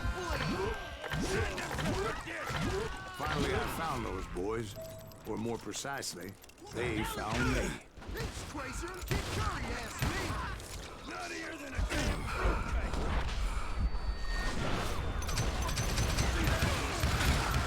We're losing too many men! Ooh. That was close.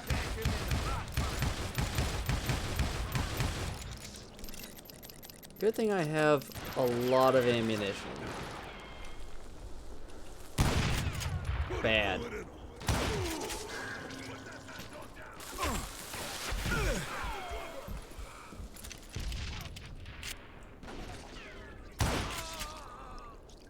Kill that cocksucker!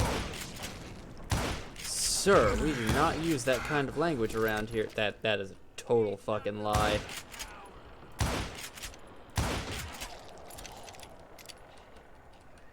Hey, nice. That's pretty awesome, Mega. Just when I thought things couldn't get worse, Kid Curry opened up on me with a goddamn Gatling gun. It was hidden in this tunnel and pretty well shielded. Oh shit. Yeah, that's a shield.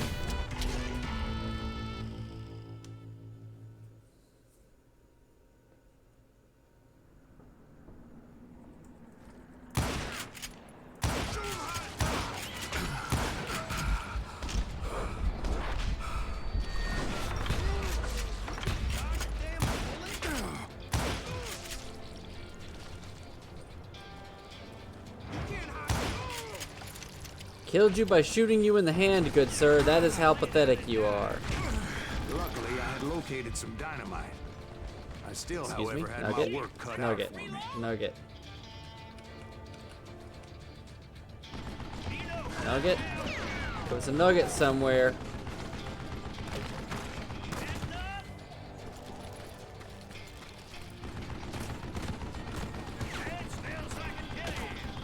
I'm betting it's on the front of this fucking thing.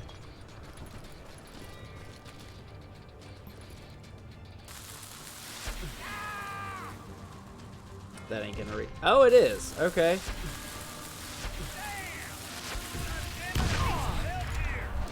Okay, or I can fucking shoot it right in my fucking face.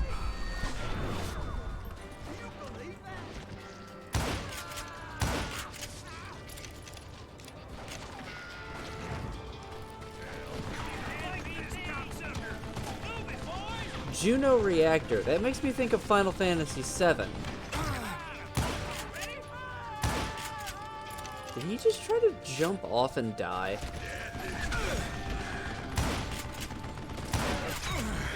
God damn it, of course they... No. Genova was the horrifying monster. Genova was not the reactor. I was thinking that the reactor itself was called a Juno reactor. But I could be wrong about that. Not Junon, Juno. I thought that, for some reason I'm thinking all the reactors were called that.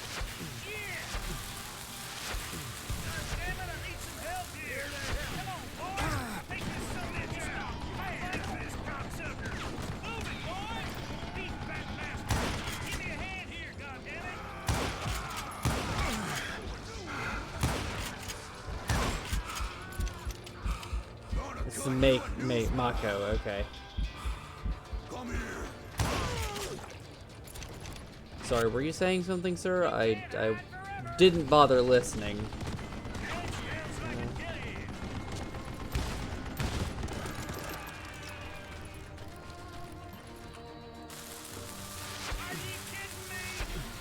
Not even slightly, Kid Curry.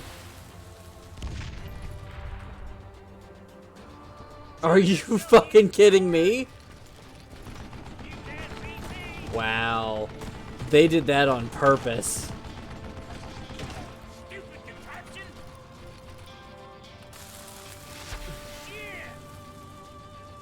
Eventually, I brought that tunnel down.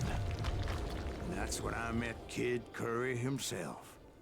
He had decided to stop pussyfooting around and deal with me personally.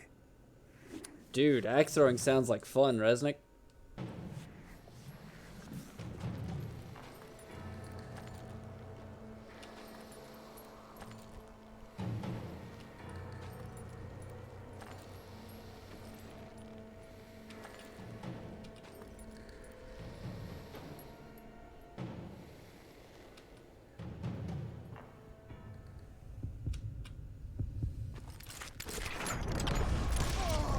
Fast as he was, I was just a bit faster.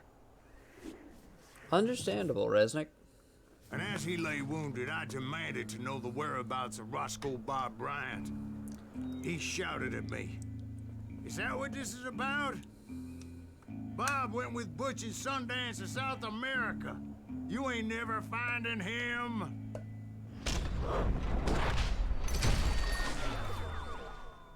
Bam. Those were his last words.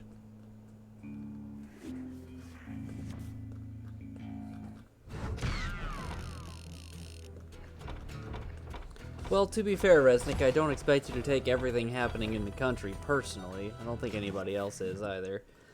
Though certainly I can understand it causing a lot of stress. So, Bob Bryant got away? I knew I'd never find him in South America. What about the other killer? Yeah, you kind of glossed over that one. Well, I found Jim not long after my showdown with Ringo. At the time, he was riding with the James Younger gang. Did I neglect to mention that? Jesse James. Jesse James? The greatest outlaw who ever lived? Jesse and his kin rode with Quantrill when he raided Lawrence, Kansas, and killed near 200 people, boy. Nothing great about that. And from there, him and his brother went on to rob banks and trains from Kansas to Missouri. Which is why there was such a rich bounty on their heads. 40 grand for both of them, dead or alive.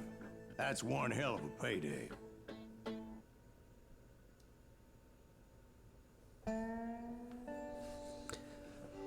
Oh, man. This game just keeps going.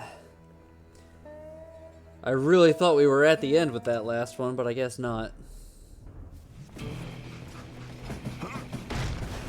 I confronted them as they were robbing a train. Bullets were flying at me from every which way. But I knew I'd have to fight my way forward if I was going to find this Jim.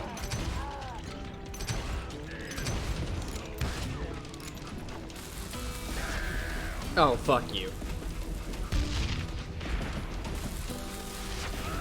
There we go.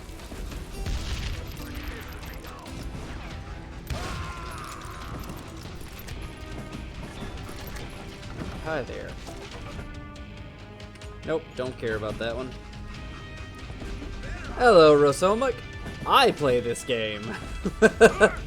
I bought this game as part of the rest of the Call of Juarez series and just did not expect it to be as awesome as it is.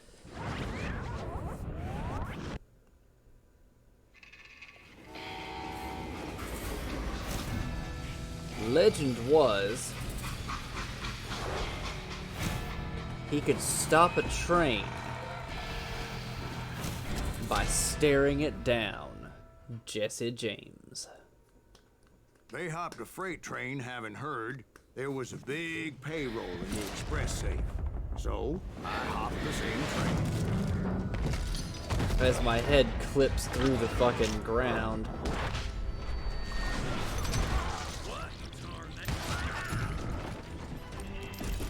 The James Younger gang was decimated after that little fiasco they had in Northfield, Minnesota. From a gaming magazine, huh? So Jesse needed more men and Nice. took on the killer I was after, along with a host of others. I was hoping to find my man and put a bullet in his head. Climbing around that train, I must have swallowed 100 damn bugs before I The reached James that... Younger gang pulled the first train robbery west of the Mississippi. Sounds like you hold them in high regard. Everyone knows they were the most famous outlaw gang ever. And you took them all on by your lonesome. Again. I'm finding this all a little hard to swallow, friend. Well, maybe you need to wash it down with some whiskey. By the way, did I mention that that train was flying down those tracks like a bat out of hell? This asshole don't know who he's up against.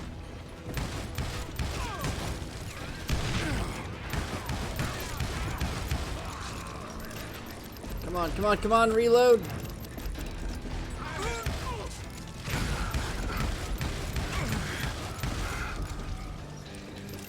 Yeah, I admit this is definitely not a one-sitting game for me, but I still absolutely love this game. I love how much this dude embellishes history. It's so good. Anyway, excuse me, Ben. Where would I find the gentleman's facilities? Suddenly I have an urgent need to drain my one-eyed snake. Well, I've had more than a few drinks, and I've been sitting here for quite a spell. Right through there. Let me show you. I am fucking expecting Ben to be I never heard so much like malarkey Jim in my or life. or whatever the You fuck. think he's bullshitting us? You don't think he's Silas Greaves? I think he's just some old drunk looking for some free liquor. We're just gonna keep repeating. I don't know, Jack. I think I believe it. You don't think he met Jesse James? Boy, you gotta be kidding me. That story makes no sense at all. Jack. I mean, you gotta be 2 bricks short of a load to believe that cock and bull story. I don't agree. Jack, lay off the But bar. you seriously think that tired old man went toe to toe with We're just Jesse gonna keep James? repeating this. Well, that's better. Did I mention that this Jim was married to the infamous Belle Starr? Not much is known about Jim Reed other than the fact that during the Civil War he was a member of Quantrill's Raiders, just like the James brothers and the Youngers. After the war, he rode for a time with Sam Starr's gang and later with the James Younger gang. He died in 1874 in Paris, Texas from a gunshot wound. Today, he's probably better known as the first husband of the infamous Belle Starr, the Bandit Queen. They met as teenagers and Belle gave birth to his 2 children. Belle Starr, or Myra Maybelle Shirley Reed Starr, also knew the Youngers and the Jameses brothers. After Jim's demise, she turned to banditry, taking part in horse and cattle thefts and protecting other criminals, thus earning the moniker of the Queen of Bandits. The peak of her criminal activities was during her marriage to Sam Starr. It is said that after Jim Reed's death and before she married Starr, she was Cole Younger's wife for 3 weeks. There's no solid evidence backing that up, however. Belle Starr was famous for her impeccable style. She was usually seen riding her horse side saddle, wearing a stylish black dress with 2 revolvers and an ammo belt around her hips.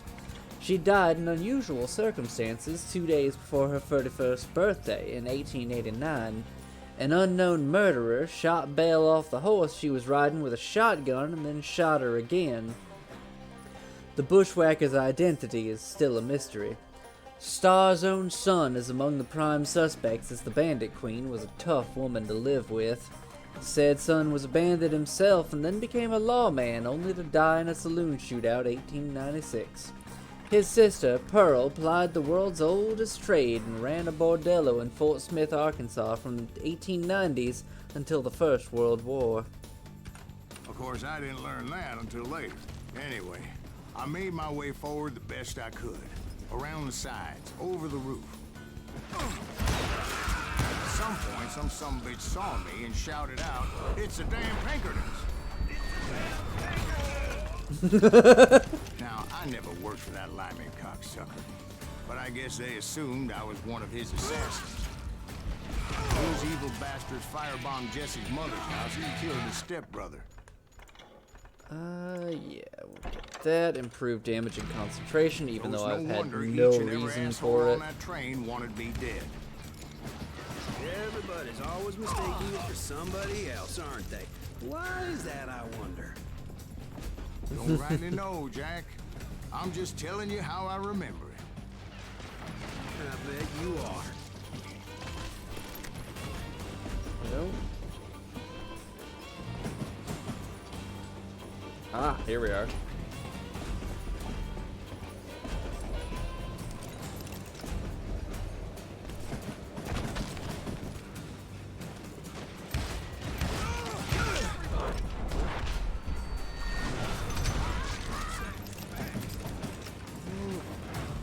Let's get dual wielding up in here. Ow, ow.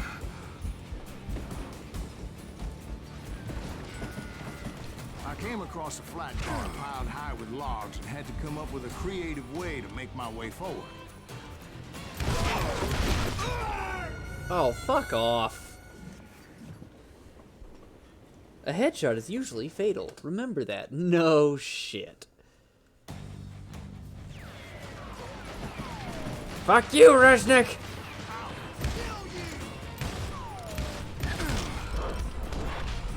Fucking hell, these guys are getting a lot of good hits on me.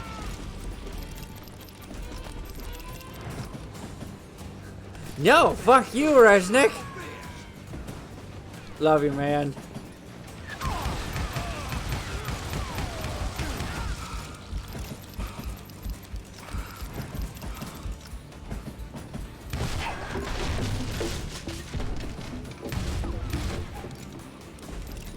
I wondered if I was ever going to find the front of that train.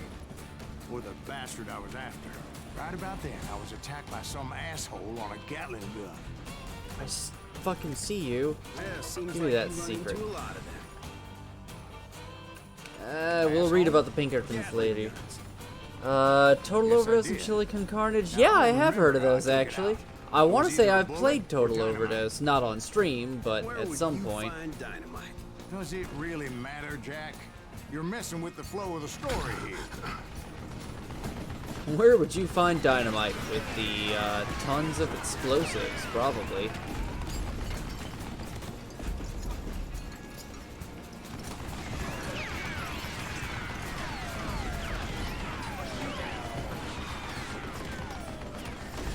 Come on, reload. There you go.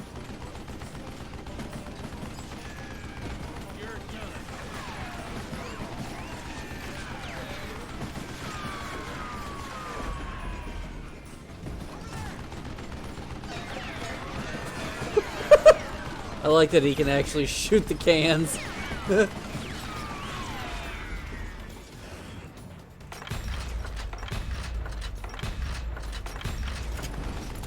Okay, good to know.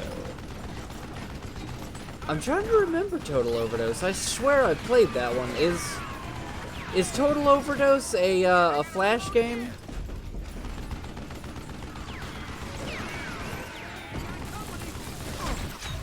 Ow.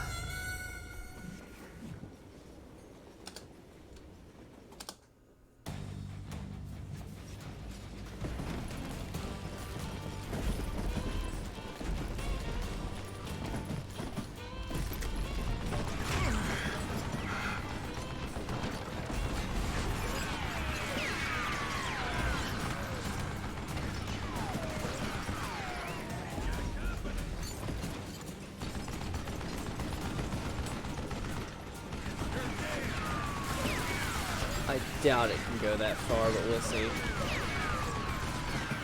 Oh, it can. Alright. Taking this fucker out. There we go.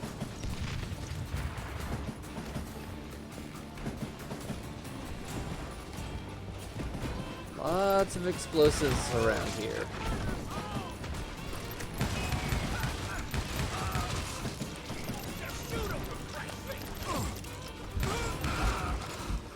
Console, okay.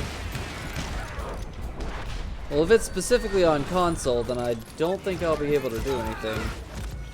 Fuck off, all of you pieces of shit.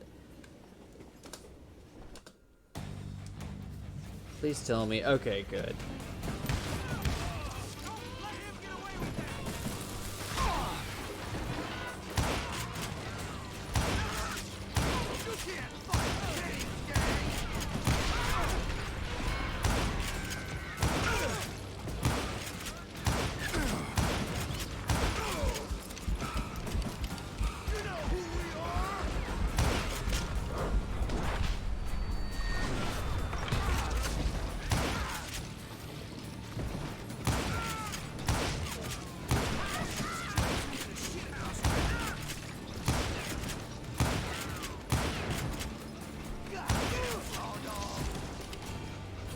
I can't use the Gatling gun. The Gatling gun is facing the wrong way. I thought about it, believe me. I thought about it. You can't fucking turn it. It's specifically set up to look this way. Oh, are you fucking kidding me? It turns it around. Wow. That would have been fucking nice to know, game. You gave it the... You set it up to look like it could not fucking work.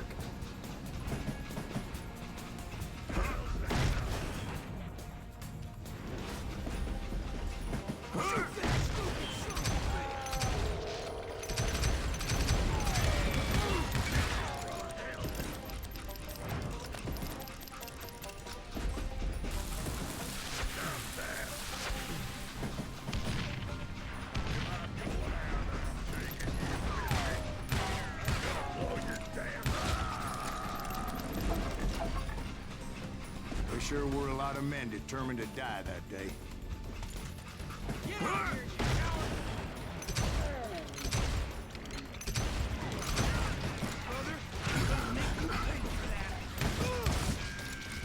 I saw Jesse James' life bar there for a second.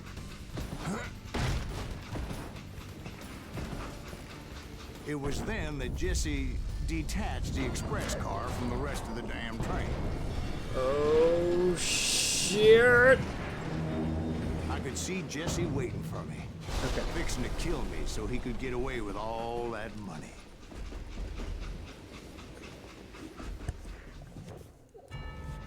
You had a showdown with Jesse James? Of course he didn't. Everybody knows that Jesse was killed by Bob Ford.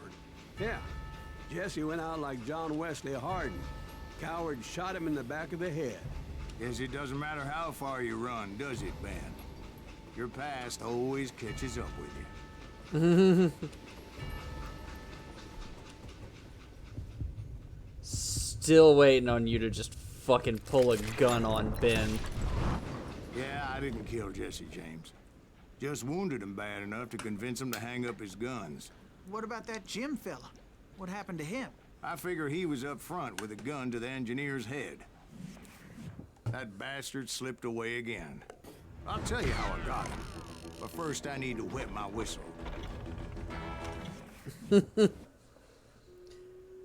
Loading without forgiveness.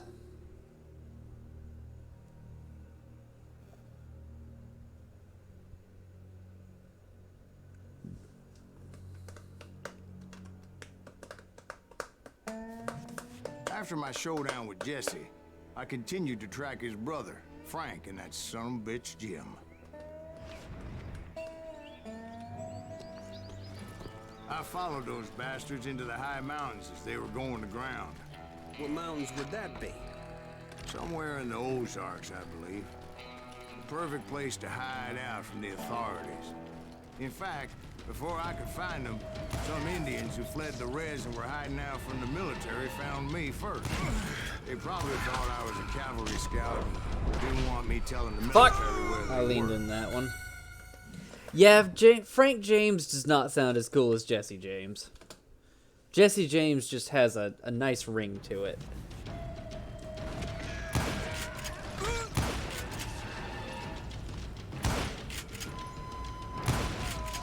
Yeah, now that you mention it, James Franco is a better name.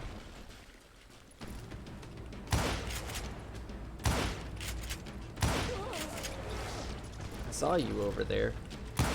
Don't think you can hide from me.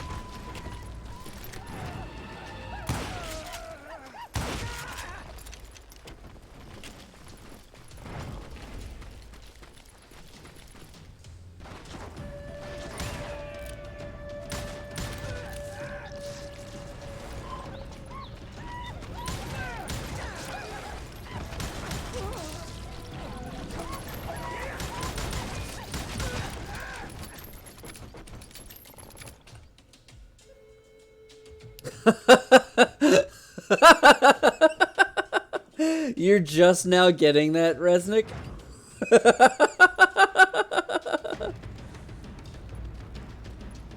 Hey, how about another whiskey, Ben?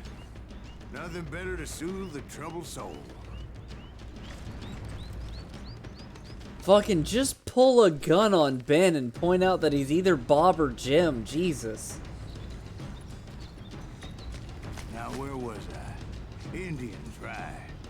Oh, I had hey. more than my share of run-ins with the red man. Like that time, did I tell you about Grey Wolf? Yes, sir. You did. Ah, of course I did. In fact, I could still remember that old medicine man's words to me. Jesus Christ, we're back to that again. You carry great darkness in your heart. It will Ow. claim your soul. You will come to this place again and kill many more men, and the darkness will grow until it consumes everything you are.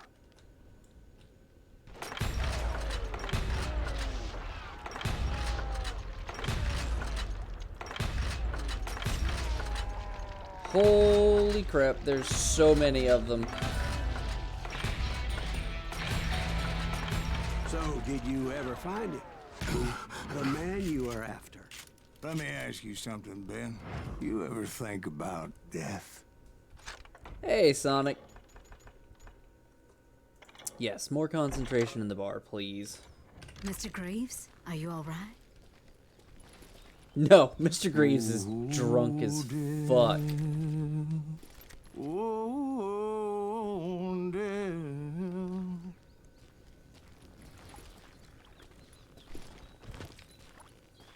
Not bad, Sonic. Trying to finish this game up before we go play Minecraft. Won't you spare me over till another year? What is this that I can't see with ice cold hands taking hold of me? Well, I am death, none can excel. Silas Greaves has a really good singing voice.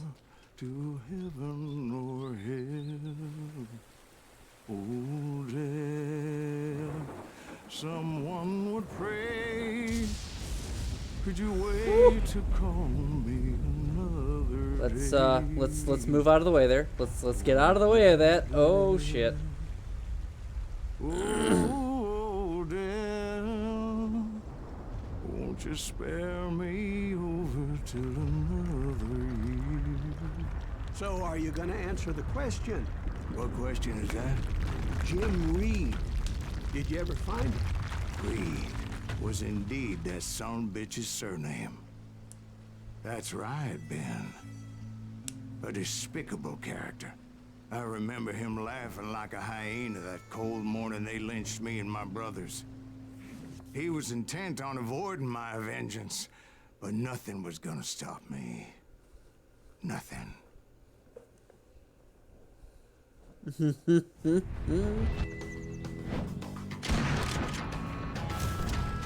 Frank James. And yeah, Liskit will definitely be regrowth. I'm sure Hassan will be very happy to hear that we'll be playing Minecraft at some point. I finally did track those outlaws down.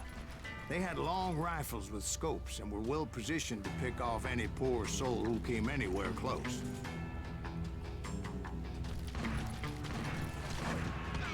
Shit.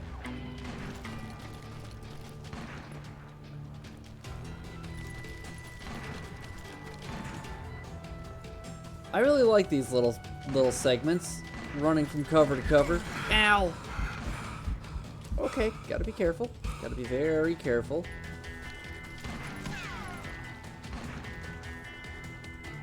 Where is... Here we go. I'm guessing Frank James believed I was responsible for the demise of his brother Jesse. I couldn't really disagree with the man, as I thought Jesse was dead then as well. He backed off as I closed in on him, but he was still intent on killing me. And when I closed in on him again, he backed off again, Hey, looking for a better secret. angle on me. Cole Younger, not right now. Oh, thank you, because that shit wasn't jumping for a second.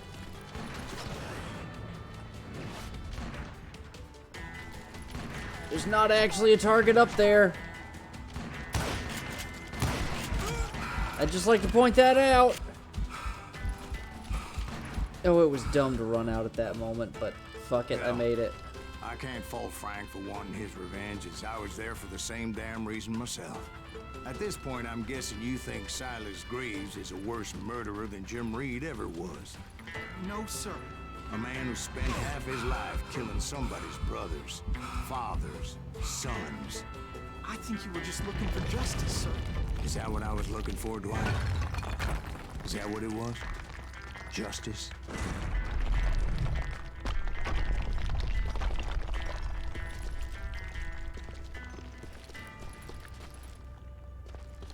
Yeah, I know, Rosama. Isn't that why you were hunting the James gang? James gang. Right. Oh, Finally found Frank fuck. holed up in his mountain Okay, cabin, and wow. he was determined to Holy have me crap. dead. I should probably use concentration going up to that part.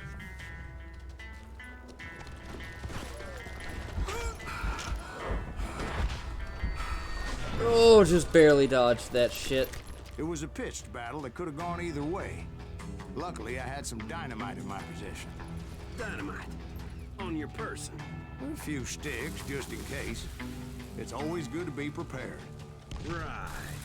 I'm just laying out the facts as I remember them, Jack. There's that son of a bitch! Take him out! He's just one man! Put him down! Want that bitch took him down!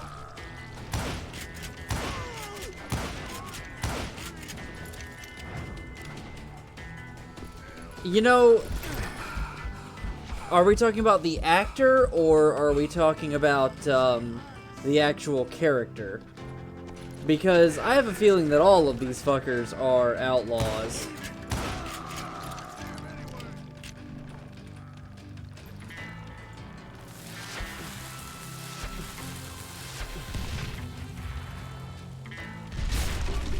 There we go. That old shack? Well, it went tumbling right off that cliff. With Frank James still in it? Yes, sir. But Frank James is still alive, living in Missouri, showing folks around the family farm for 25 cents a tour. I didn't say he died in the fall, now did I?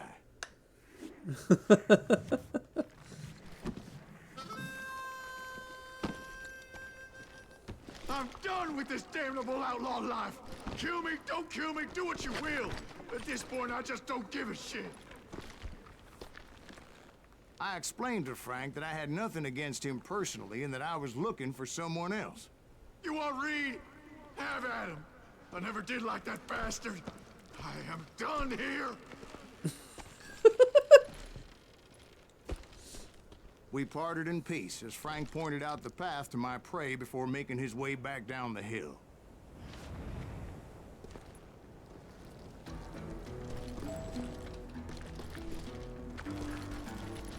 Find Jim Reed's hideout, far away from Frank James. So what happened? Oh, he's Eisenhower. Oh shit, Dwight D. Eisenhower. I did not catch First, I that. had to dispatch the lookouts.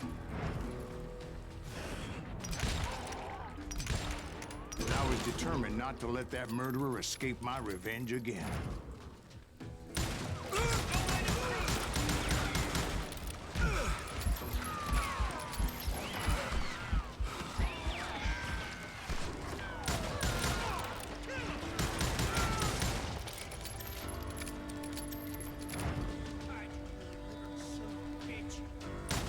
But rather than wander in willy-nilly, Come on, give me something that I've I actually decided it would be upgraded, better to damn it. smoke that bitch out. Hey, Reed! I shouted. No wonder you're so ornery. Can't be easy being married to Belle Starr. While you're off providing for the family, she's spreading her legs for every Tom, Dick, and Cole Younger. Not an attractive woman exactly, but very friendly. At least she was to me. Son of a bitch! It was then that the last bunch of bandits jumped out of hiding. Why won't this asshole give up? Would someone please kill him?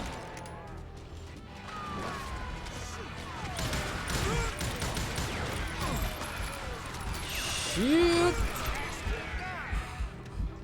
Holy crap. Okay. Awesome. Nope. Slow and careful sniping. That is what I have learned from all of this.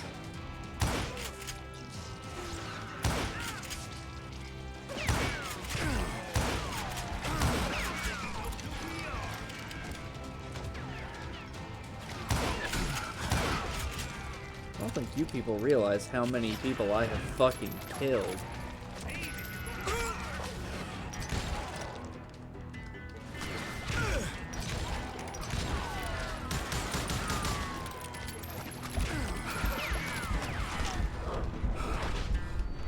Nope. Okay.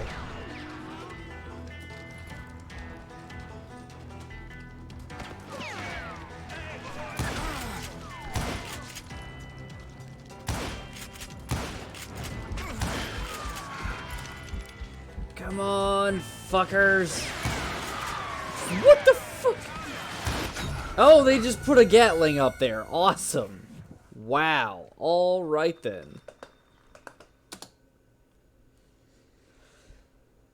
For a second, I thought he was about to start really embellishing that story. Why won't this asshole give up? Would someone please kill him?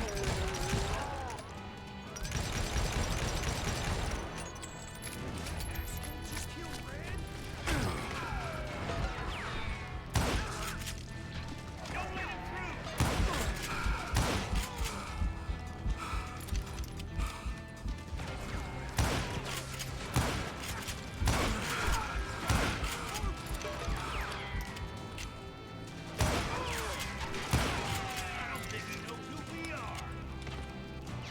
don't think I care who you fuckers are. I think I've already killed a whole fuck ton of you and really don't give a shit about your identities. You're pretty much all faceless at this point.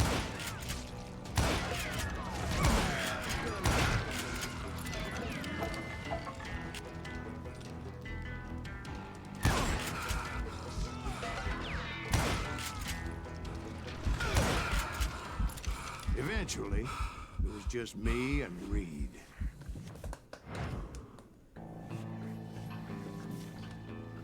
I had waited a long time to face him down, so I could repay him for what he did to my brothers.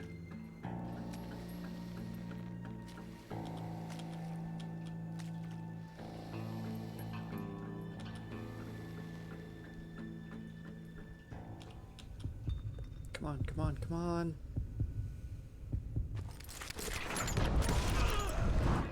Gotcha! Repay him I did.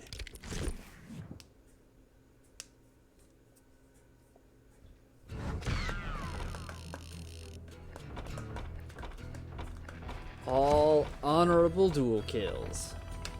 Now come on, tell Ben that he is Bob. Come on. Well, Fucking I don't call know about it. you boys, but I'm pretty bait. Well, it's too damn bad you never found that Bob character. Seems a shame you never had to pay. Well, funny thing about that, I did have one more chance at him.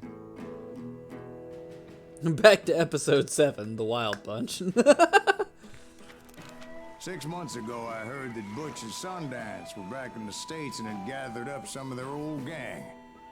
I tracked them down, hoping that Roscoe Bob Bryant had returned with them. So you're saying they didn't die down in Bolivia? That's what I'm saying.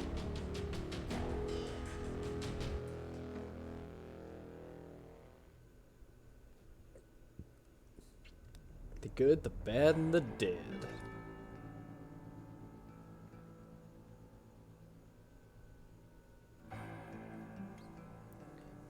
Swear to God, this better be the last one. 40 Oh, good, years they gave I'd me my waited to get actually hands on the decent last of my weapons. brother's killers. Not even an army of demons could have stopped me now. Speaking of army of demons,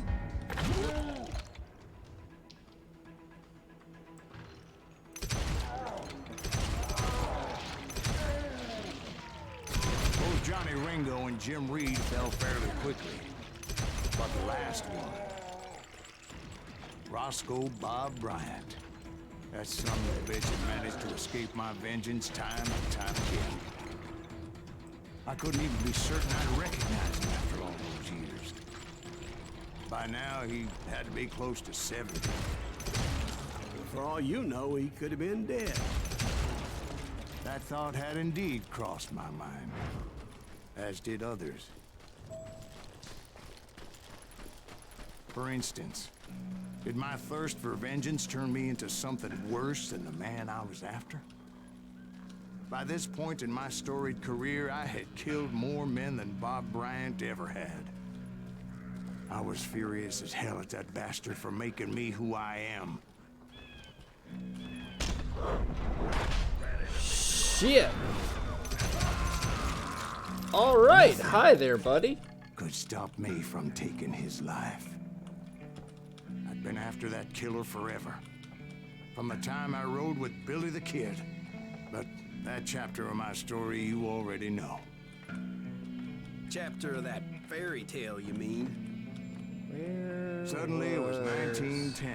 There I was, an old man roaming a ghost town dead almost 2 decades. The town was falling apart, just like me. Lots of signs of death and decay. By fun, do you mean it's really difficult, Rosamak? Am I pronouncing that right, Rosamak?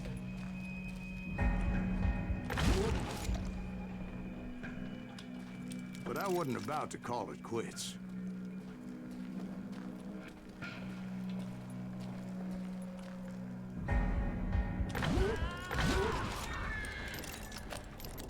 Even though the ghosts of my dead Feel brothers were like- begging me to end what I started so long ago. I Mr. feel Graves, like I are should you all know right? this layout. Would you like some water? The Wild Bunch knew I was there. They were after a treasure they had hidden before they fled, buried in the grave of a dead amigo. I intended to fill that grave with Bob Bryant's corpse. But like I said, the bandits knew I was onto them. They lured me in and hit me with everything they had. Hi there.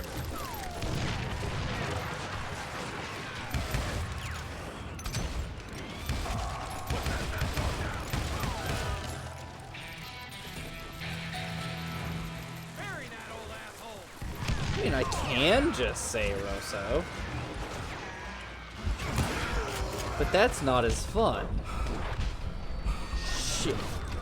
Okay. Okay, nope. Back. Okay. Let's try taking some fuckers out from here. Or not.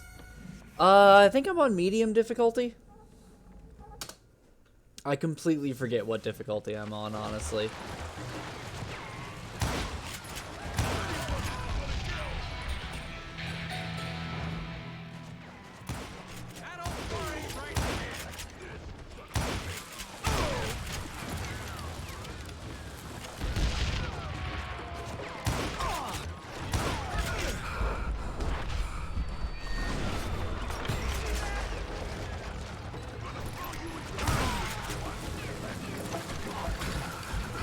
Son of a bitch.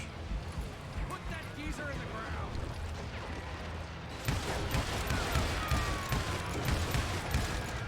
But you obviously prevailed since you're sitting down.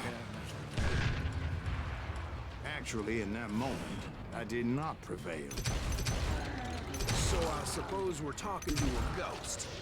Funny you should put it like that, Jack.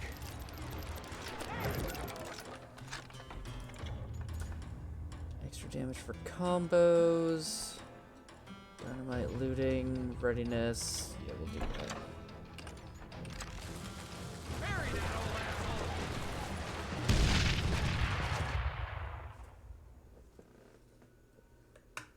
Because when I woke up, From the dead? there was silence all around me. Hello? Hello? I could swear to God I saw Billy then. Billy who? Billy, the kid. William Bonney. He was shooting at me from a rooftop. Here, there, even over there. So I am right. You are titched in the head. Mr. Greaves, perhaps we should switch you to coffee? You see that old Indian again, too? No, but I did see Billy's killer. Patrick Floyd Garrett. He came at me guns a-blazing. I knew that old war horse had died 2 years before. I wondered if maybe I was dead too and confronting the ghosts of my past. Perhaps all my sins were coming back to haunt me and drag me down to perdition. Hey there, Billy. Yep, let's get into cover. Oh, it is gonna be fun trying to fucking see through this bullshit.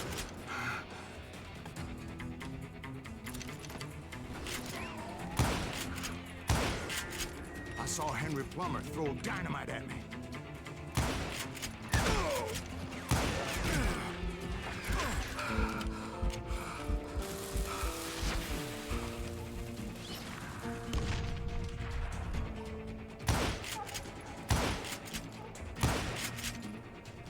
Come on, fucker. And in the gates of the cemetery, I saw John Wesley Hardin, just like I remembered him.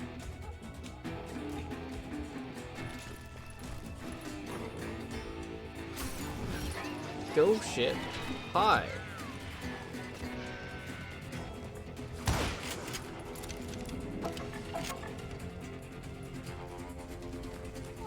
Come on. Okay, moving up.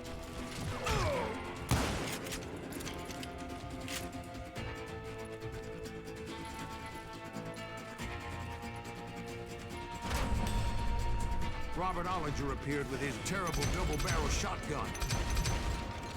But no Ghost Army was stopping me. My father-in-law got hit with a falling branch. He spent the rest of his life talking to dogs. Newman Hayes Clanton, William Brocious, John Peters Ringo, they all wanted me dead. Old Man Clanton.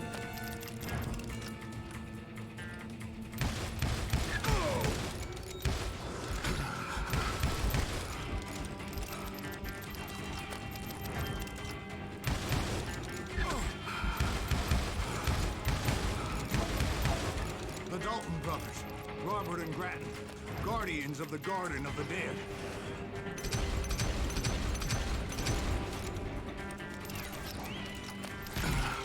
Yep. Alright, come on guys. You all just need to fuck off and die so that I can keep moving. I mean, this is really cool. I actually do enjoy this. I'm just really focusing. From the great beyond.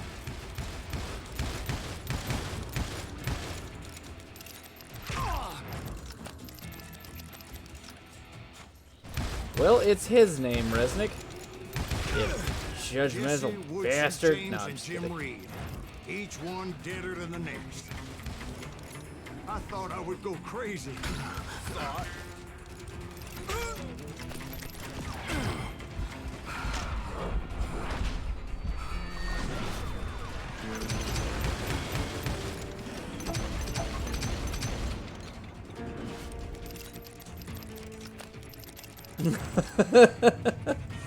Love your Resnick.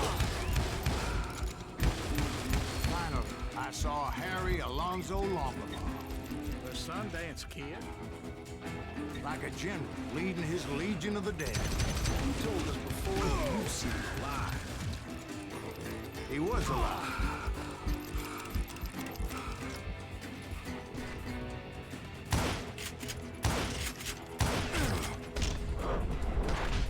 Fuck! That was right into it. God damn it.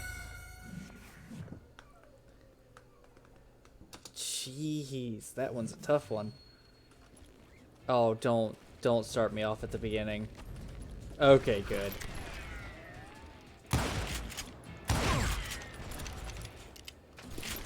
I was about to say that was gonna be some bullshit. You're straying away from the story. No, I'm straying into safety.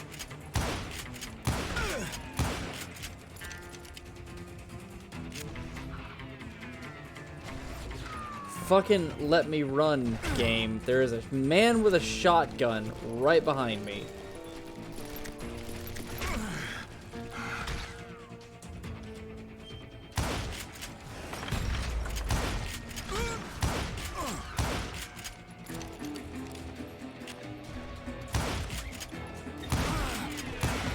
There we go, got him. Called to me from afar. It was Robert Leroy Parker, a.k.a. Butch Cassidy, coming at me from out of the fog. Thanks for taking care of that bastard.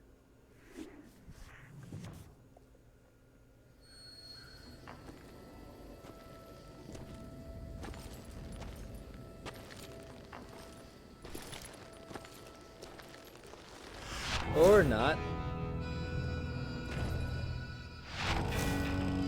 Butch Cassidy, the Sundance Kid, and Silas Greaves. A zombie Wow. Alright.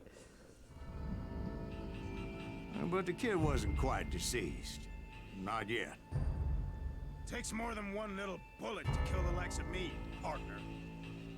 Those two looked like they hadn't seen each other for quite a while. Clearly, they were no longer amigos. Shit. I was hoping I wouldn't have to kill you. You won't have to, Butch. I'm killing you first. I asked them about Bob Bryant, but they were too busy with their own heated conversation. Let me get this shit straight. You want my money and the love of my life? You frittered it all away, Butch. Etta's mine. So is that damn money. I didn't want to shoot anybody until I had an answer to my question. But those boys didn't give me much of a choice.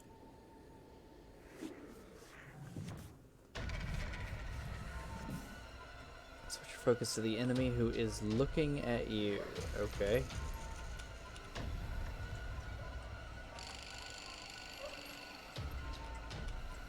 Keep your speed up.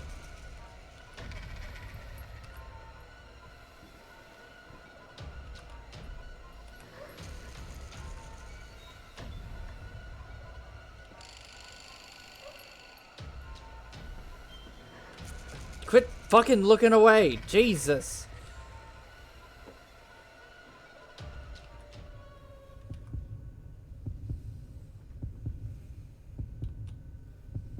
Speed is at 100%. That's good.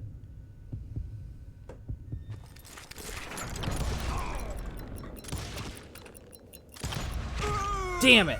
Ah! I could have had that if I hadn't taken that second shot.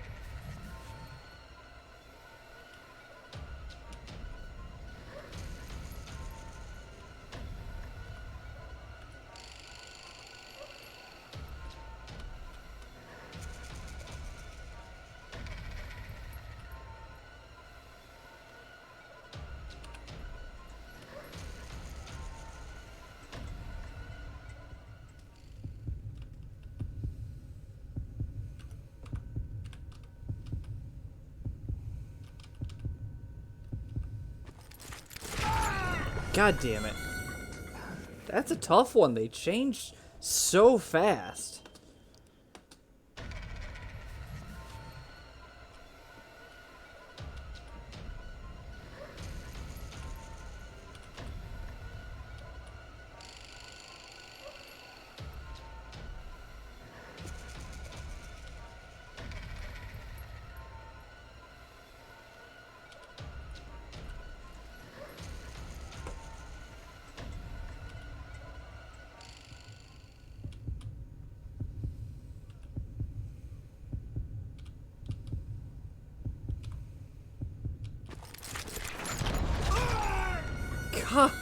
Oh man. Okay. Yeah, I need to be looking at the guy that's looking at me. Got it. Got it. I understand.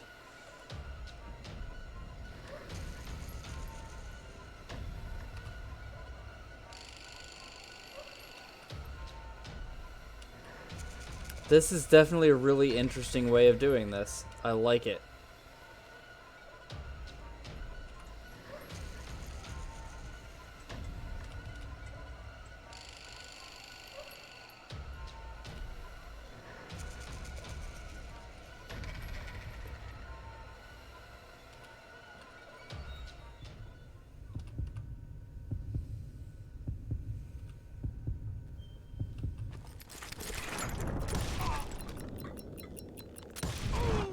There we go. The Sundance Kid died there in that cemetery not 6 months ago.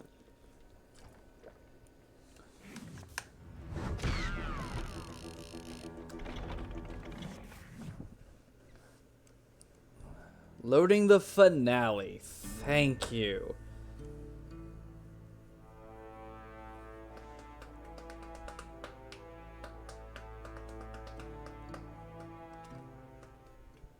Butch Cassidy and the Sundance Kid were killed by the Bolivian army. Everybody knows that. That's the legend, but it ain't the truth. So, you never found Bob? There is no Bob. This old sumbitch ain't even Silas Greaves. Sir, is that true? Have you been pulling our legs this whole time? Well, not the whole time. Oh man, I think you've worn out your welcome here. Maybe you're right, Jack.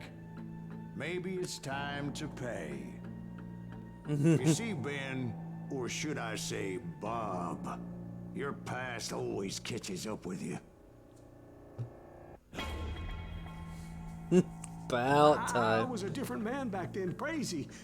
Drinking, I've changed my ways, I swear to you. If I could turn back the clock, But you can't, Bob.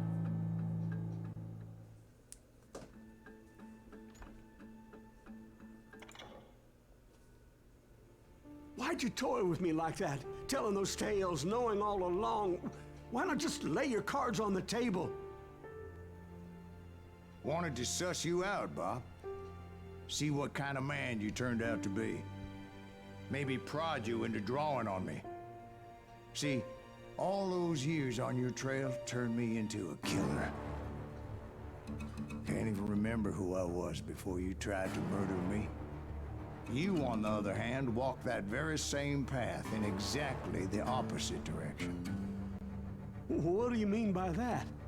You think your life is worth sparing, Bob? Boy, what's your name again? It's Eisenhower, sir. Dwight Eisenhower. What do you plan to do with your life, Dwight Eisenhower? Tomorrow I'll be leaving for West Point, sir. So, you want to be a soldier? Well, then do it right, son. Don't tear down the world out of anger and spite like I did. You build it up. You do something decent with your life, you hear me? Sir? Yes, sir.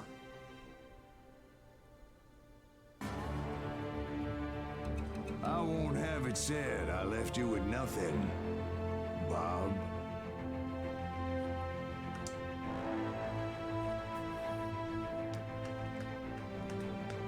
I wonder if I can quickly go back to this and see the revenge choice, or if I've got to play through the whole fucking game again.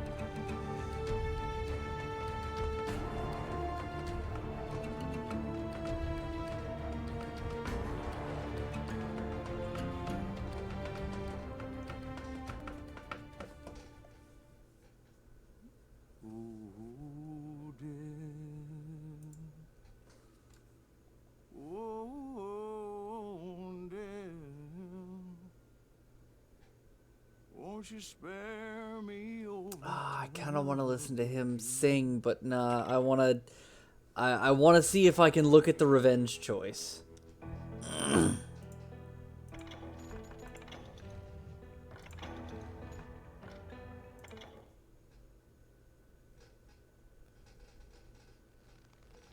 Well, I don't know about you boys, but I'm pretty beat. Well, it's too damn bad you never found that Bob character. Seems a shame you never had to pay. Well, funny thing about that, I did have one more chance at him. Oh, I don't want to play this whole level again. Oh my god, no. No, no, no, no, not tonight. I will do that in a different stream. I do not want to see that tonight. I'm not going to spend another 20 minutes doing this. Ah, but I'm so curious, too. 40 years I had waited to get my hands on the last of my brother's killers. No. We will show that in another stream. I will finish this game up at that point. I have one completely unrelated question for the audience. In Red Dead Redemption, was there a multiplayer? And if it did have a multiplayer, did it have those dueling mini-games in the multiplayer? Because I'm trying to remember if it did.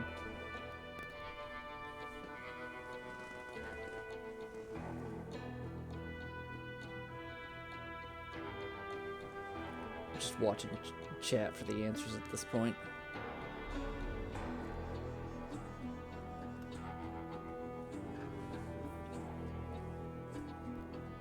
Because this whole time I've been playing this game, I'm looking at the dueling mini-game, and I'm like, you know, I've done this before in other games, and I know I have.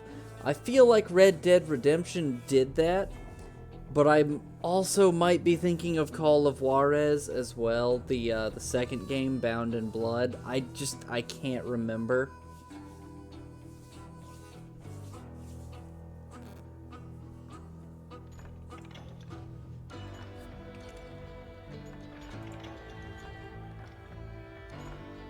James, the Sundance Kid. I missed a lot of those.